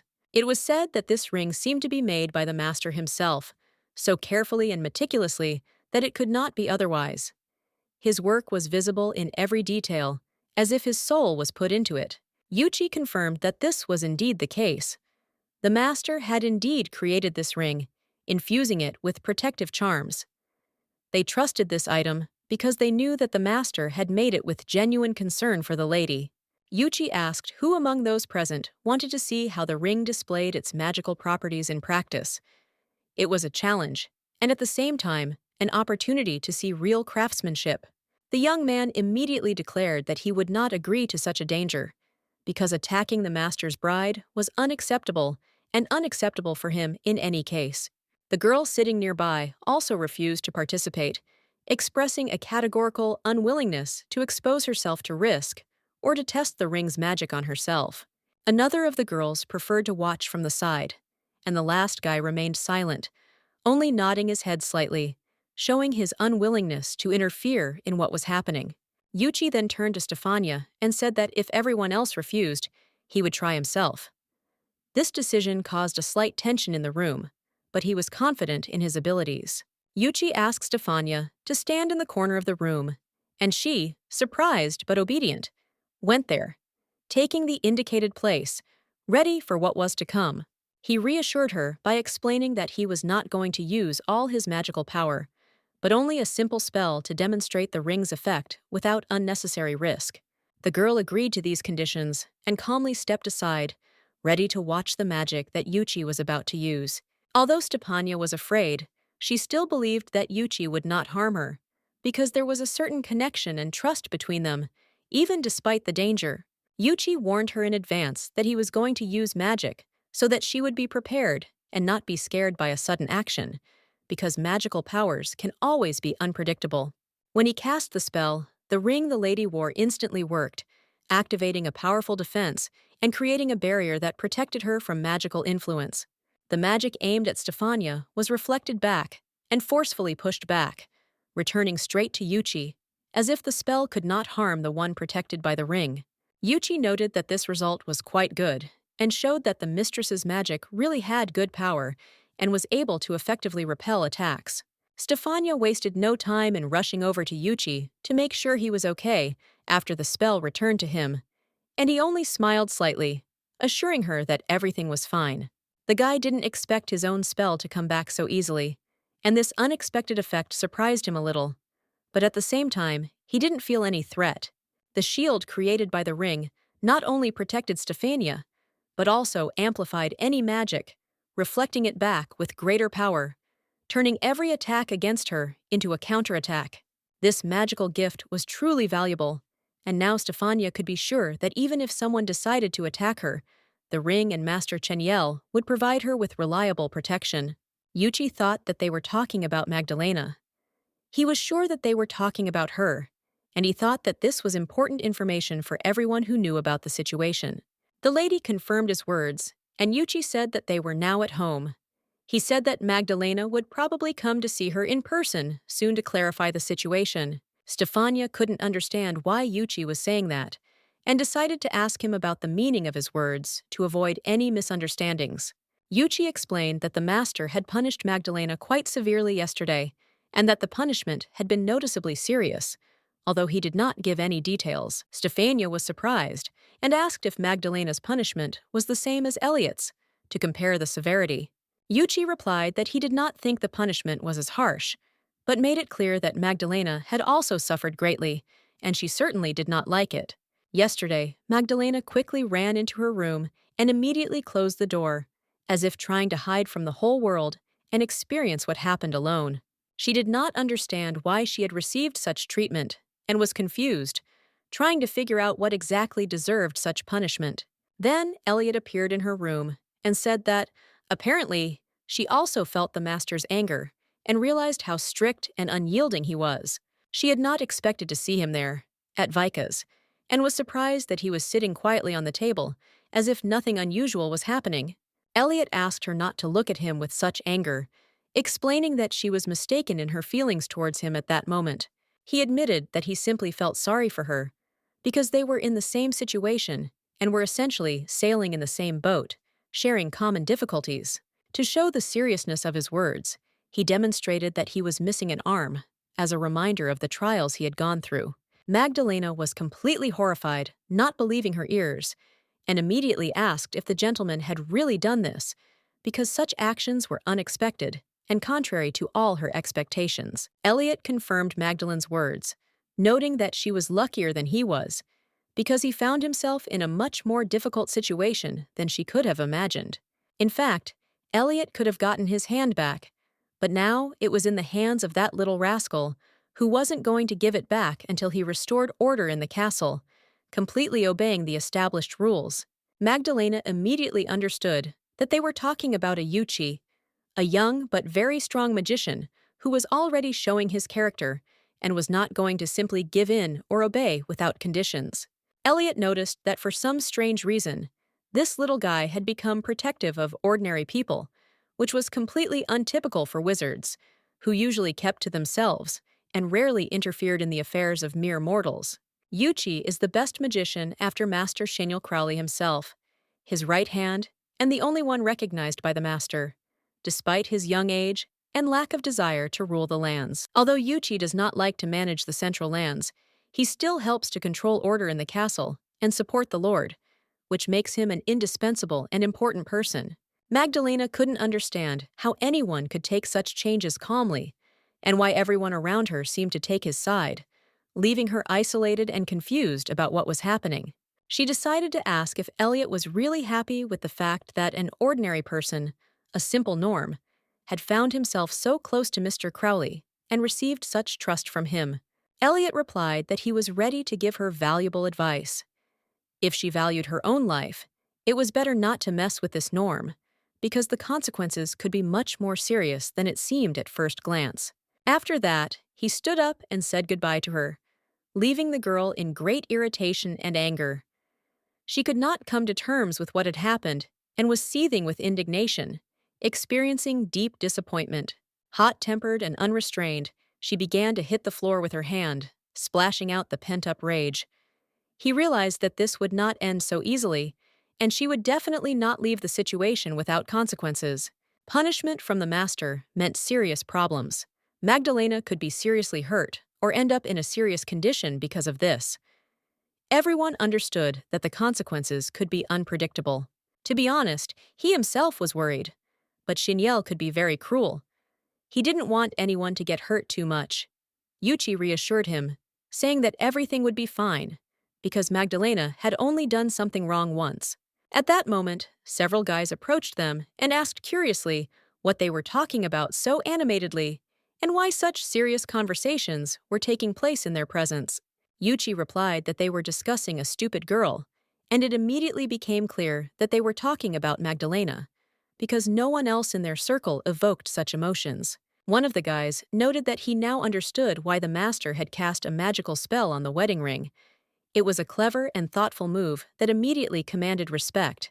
All this was done to protect his bride from Magdalena, because the master was a very smart and prudent man who thought through all the options in advance. Now the master had a bride, and Magdalena had to come to terms with this fact, even if she didn't like it at all and it caused her pain. To prove his love and provide protection to his beloved, the master made this wonderful ring, an example of true romance and care, which amazed everyone around. She couldn't understand why this particular ring had such a strong effect on her body and well-being. It seemed to have a will of its own, changing her physical state for no apparent reason. There was no doubt. The magic cast on the ring was very powerful and dangerous. She needed to learn as much information about it as possible and never take it off to avoid serious consequences. That girl who had committed yesterday's reckless act should have been severely punished, but no one knew what was happening to her now. Her fate remained a mystery to everyone. The boys were surprised that some incidents had already happened near them, and they became interested in what exactly happened the first time she did something wrong. So far, this was only the first case, so they treated her relatively gently, without using too harsh measures, and hoping that it would not happen again. Stefania noticed that Yuchi mentioned this incident, and she wondered what exactly this first time meant for the wizards in the tower. Then, they explained to her that each magician in the tower has only one chance to make a mistake before the master, and if the failure is repeated, then a terrible and irreversible fate awaits. Stefania admitted that such a punishment system is very serious, and Yuchi noted that it is this strict discipline that helps keep everyone under control and maintain order in the castle. The second time, the wizard will not die. But judging from Elliot's experience, the punishment for breaking the law will certainly be very severe and heavy. It will definitely not be an easy test for him. Now Magdalena got off with just a fright, but if she continues her actions, she will be to blame for the consequences. She knows well what awaits those who manage to anger Master Cheniel. The lady was, of course, surprised, because everyone is given the right to make mistakes. However, Magdalena is clearly not distinguished by her special intelligence and insight, which often leads her to problems. Therefore, Magdalena advises Mrs. Stefania to always be on guard and careful. In the original story, Magdalena suffered from jealousy, and now she had to face this dark side in its most cruel form. You need to be very careful and attentive. Otherwise, this may cause a serious problem that will be difficult to solve or prevent. The guy approached another and reported some kind of magical request that they urgently needed to discuss or fulfill, which immediately attracted the attention of the interlocutor. After that, he suddenly remembered that he had completely forgotten about the time and warned that it was time for them to get down to business, otherwise they might be late. Yuchi asked what had happened to them this time, wanting to understand the situation and help if needed, because he always has his finger on the pulse. They were told that there was monster killing planned for today, and it was an important task that could not be postponed or ignored. Yuchi realized the seriousness of the situation and noted that they really needed to hurry in order to complete the mission on time, and without any problems. They quickly took off, because monsters themselves are quite stubborn and like to act without thinking, as if they live their own lives, not paying attention to others. Before parting, Yuchi wished the boys good luck, sincerely hoping that they would be able to cope with the upcoming trials, because there were unknown and dangerous events ahead. Yuchi explained that of all the inhabitants of the castle, these 4 were some of the most normal, so if the main mage was not around, she could always count on their help in a difficult situation. Stefania thought for a moment, considering what she had heard, while the boy noted that it was time for him to return to the castle, as important matters and responsibilities awaited him there. His words left her a little confused, especially when he said that these guys were relatively normal, leaving room for doubt and raising questions about who else actually lived in the castle. She remembered Yuchi mentioning that the mage would issue requests based on their difficulty and the mage's strength, and it always depended on the level of the trial that needed to be passed to complete the task. Curious, Stefania asked if Yuchi received any requests, as this could show how seriously he took his role and what tasks he was entrusted with. Yuchi replied that requests were indeed received regularly, especially for evaluation and analysis of various items, since he had well-developed analytical magic, which helped him find details hidden from others. When she heard about analytical magic, the girl was surprised, because she did not expect that magic could be so subtle and complex, and not just destructive or protective, as she imagined. Thanks to his ability, Yuchi was able to determine that it was her blood that was in the bucket of water, which proved that he was not a simple wizard. He notices the smallest details in everything that surrounds him, and knows how to use them for his own purposes. He could explain who planted these plants in this place, and when, although for an ordinary person it would remain a mystery. His knowledge seemed incredibly deep and precise. Touching the flower, he noted that most wizards would not be able to answer such questions, because their magic was limited in understanding. For him, it was as natural as breathing air. He perceived such things without effort, as if they were a part of himself. It was hard to believe that his magic couldn't cover everything around him and see absolutely everything, because it seemed that he knew even the impossible. Yuchi noted that even such a powerful magician still had mysteries that could not be analyzed or understood with magic. In passing, he asked the girl if she wanted to see how magical requests were actually carried out, since this was a rare opportunity. Just then, one such request came to him, although its execution was scheduled for tomorrow, which did not allow him to wait long. The girl replied that if she were allowed to take part, she would be happy to see this process and try to help. Yuchi said that their trip to the northern lands was planned for only a week later, and reminded her that she wanted to find a job to earn money.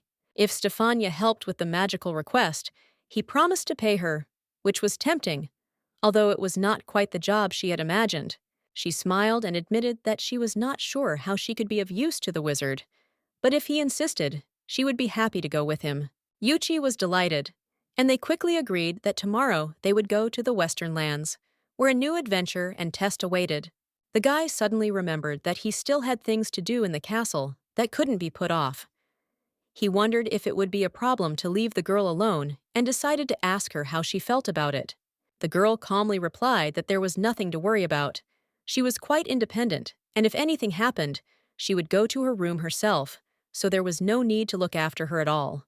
She also mentioned that she has a ring with her that belongs to the master, so she is protected and everything is under control if anything happens. Yuchi smiled and said that it was time for him to go then. He decided that there was no point in staying any longer, and that he would definitely return. He admitted that he was sad to leave the girl alone, but business in the castle required his presence, and there was no time to think. At the same time, he asked that in case of unforeseen situations, she be sure to call him, because he is always ready to help. The girl smiled back and promised that she would definitely call him if needed, which eased his anxiety a little. In the sky, above a mysterious and uncertain country, there was a master, immersed in his thoughts and plans, far from earthly concerns. Yuchi headed towards him, assuming that the master was busy studying the migration of dangerous monsters in order to better understand the situation around him. Yuchi asked about the progress of the work, but the master replied in surprise that he did not understand why he came here and what exactly he was doing in this place. Yuchi, as the caretaker of the castle, considered it his duty to report to the master about important events that concerned not only everyday affairs, but also the personal life of the master himself. This information concerned his fiancée, and that is why the master immediately paid close attention to him, realizing that the conversation would be serious and significant. Yuchi noted that his bride was behaving unusually, as if she was hiding something important that had remained hidden even from those close to her until that moment. She had previously said that she had been trained by a wizard, and this detail made Yuchi even more suspicious and question her true intentions. Yuchi reminded the master that he himself had probably noticed oddities in her behavior that could indicate something more than just ordinary mood swings. Perhaps the master himself has already paid attention to details that did not seem important before, but now acquired a completely different meaning. Despite everything, the master did not give an answer, and Yuchi noted that he would not be able to monitor her actions and behavior forever, since this was beyond the scope of his duties. After all, in his opinion, the girl needed the master's attention, and only he could understand what exactly was going on in her soul and thoughts. The master could not understand why such tension had arisen, and his indifference caused Yuchi to become dissatisfied and irritated. The guy asked directly if the master wanted to say that he himself knew nothing about his bride, as if hiding the truth or refusing to accept reality. After all, even the master himself seemed to know nothing about the one who was to become his companion, and this gave rise to many new questions and doubts. The master asked again what exactly Yuchi meant, trying to clarify the situation and understand how serious the suspicions that had been expressed were. The boy decided that it was better for him to sort out the situation himself and talk to his fiancée than to rely on others. The master, noticing his doubts, asked him directly if he wanted to risk dying because of this. But the guy didn't argue and quickly said goodbye, saying that the girl was already returning to the castle. His words sounded confident, as if he had decided not to get into further details and trust what was happening. It seemed that the master really didn't notice that something was wrong with Stefania. Perhaps he didn't notice her nervousness or the hidden anxiety that was visible to those around her. This morning, the master came to see her before breakfast. It was a usual meeting, but this time there was a certain tension between them that no one could explain right away. He knocked on the door, and when she came out, he greeted her good morning. On the outside, everything looked calm, but inside, they both had a feeling that the day would be special and difficult. The master asked if she had slept well. Stefania replied that everything was fine and she felt great, trying to hide her fatigue and inner worries. The guy noticed that the scratch on her hand had almost completely healed, although it seemed to him that it disappeared too quickly. This made him wary, but he did not raise unnecessary questions. The girl apologized for making him worry and be concerned about herself. Her voice was soft, but her words were filled with genuine concern about her condition. However, the guy said that everything was fine, and what was more important was what he saw on her face. She clearly hadn't slept well and looked tired. This bothered him much more than the healed wound. He noticed the dark circles under her eyes and told her so directly. It was a confirmation that she had had a hard and restless night, even though she tried to appear calm. Stefania admitted that yesterday had simply been a very busy day and she had not yet fully recovered. Her words sounded tired, as if her strength was truly running out. The guy advised her that maybe she should rest more today, so as not to exhaust herself. He was sincerely worried and wanted her to take a break for the sake of her health. The girl said that everything was fine with her. There was no need to worry, although this was not entirely true. She tried not to show her weakness and assured that she could cope on her own, without outside help. The guy wondered if he should even tell the master about the situation, because he could get very worried or even interfere, disrupting the plans. He wasn't sure what to do and what reaction to expect. After they said goodbye to Yuchi, Stefania headed to her room. She was tired, but in her mind, she was already preparing for the next steps, trying to think through all the details and decisions. At the last moment before the door, she remembered that she had forgotten something important. This moment made her turn sharply and go back, so as not to miss the opportunity to solve the pressing issue. She absolutely had to talk to Lucy. The girl felt that she could help her understand the situation, and perhaps even tell her important information that Stefania didn't yet know. If Lucy really knew about her condition, she might have already told the gentleman. This could change a lot, and Stefania was worried that the secret would come out prematurely. Yuchi didn't know anything yet, so Lucy didn't tell anyone. This gave a little hope of keeping the secret and being able to control the situation herself. She walked towards the workshop and found the corridor was crowded. There was little space, and the crowd made it difficult to move freely, but Stefania confidently made her way to the right door. On the way, someone suddenly stopped her. When she looked up, she was shocked to see Magdalena in front of her, which caused her great shock and mixed feelings. Stefania immediately apologized, but Magdalena stood in front of her, looking calm and not showing a drop of aggression. This was surprising and made the heroine wary. She was very scared because she expected to meet anyone but her. Fear and misunderstanding overwhelmed her because her relationship with Magdalena was complicated. Magdalena simply smiled and nodded her head in Stefania's direction. Her calm and kindness seemed unusual, as if she wanted to start over from scratch. She noted that she was surprised and even glad that she was able to meet her in person, despite all the previous difficulties and misunderstandings between them. Magdalena wanted to apologize for her behavior last time. She realized that she had behaved inappropriately and had caused pain, so she wanted to make things right. Stefania was stunned, not expecting such a confession. Magdalena noticed that her actions were disgusting, and even she herself regretted the words she had said.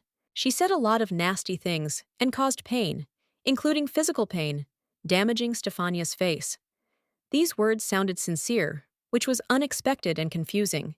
Magdalena truly respected and honored Stefania, which was shown in her regrets and desire to make amends to her.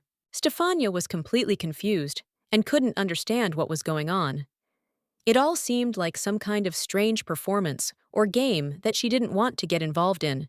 However, Magdalena noted that Stefania herself probably began to understand the true feelings and reasons for what was happening between them. In her opinion, Stefania has sympathy for Mr. Crowley, but since the choice fell on her, Magdalena wanted to get to know her better in order to understand the situation more deeply. She vowed that she would no longer interfere with the relationship and would not become a hindrance to the master, showing respect and a desire to leave the past behind. Stefania didn't understand what was happening and didn't believe a word Magdalena said. It seemed too strange to be true, but she decided to listen further. Perhaps the punishment Magdalena received was so severe that it forced her to reconsider her views and behavior. Magdalena reminded that Stefania had recently become the master's fiancée, and this circumstance changes a lot in their relationship and future. She thought that Stefania was attracted by the gentleman's appearance and did not judge her choice, understanding that feelings can be different and complex. Magdalena had known the master for a long time and could tell Stefania a lot about him, revealing unexpected details and features of his character. Then Stefania realized that everything became clear to her. Magdalena had not changed. She was just now trying to play her role and play a game with her. She decided to try to play this game, realizing that there was no other way, and accepted the challenge to understand the true motives of her opponent. Stefania expressed gratitude for the help, without being angry with Magdalena. On the contrary, she appreciated the misunderstanding that brought them closer. Thanks to this situation, she became closer to the gentleman and realized that it was this misunderstanding that led to their rapprochement. Magdalena asked again what exactly was meant, and Stefania explained that the gentleman had made the ring especially for her, which had a deep meaning. The ring was worn on the left hand and was sealed with powerful magic, making it more than just jewelry, but a symbol of a special connection. This ring contained feelings that Stefania could only dream of experiencing, and it symbolized her special place in the life of the master. Stefania noted that the stone in the ring was the color of Mr. Chenel's eyes, which gave the jewelry even more significance and beauty. She was grateful for this tender and touching gesture, which meant much more to her than just a piece of jewelry.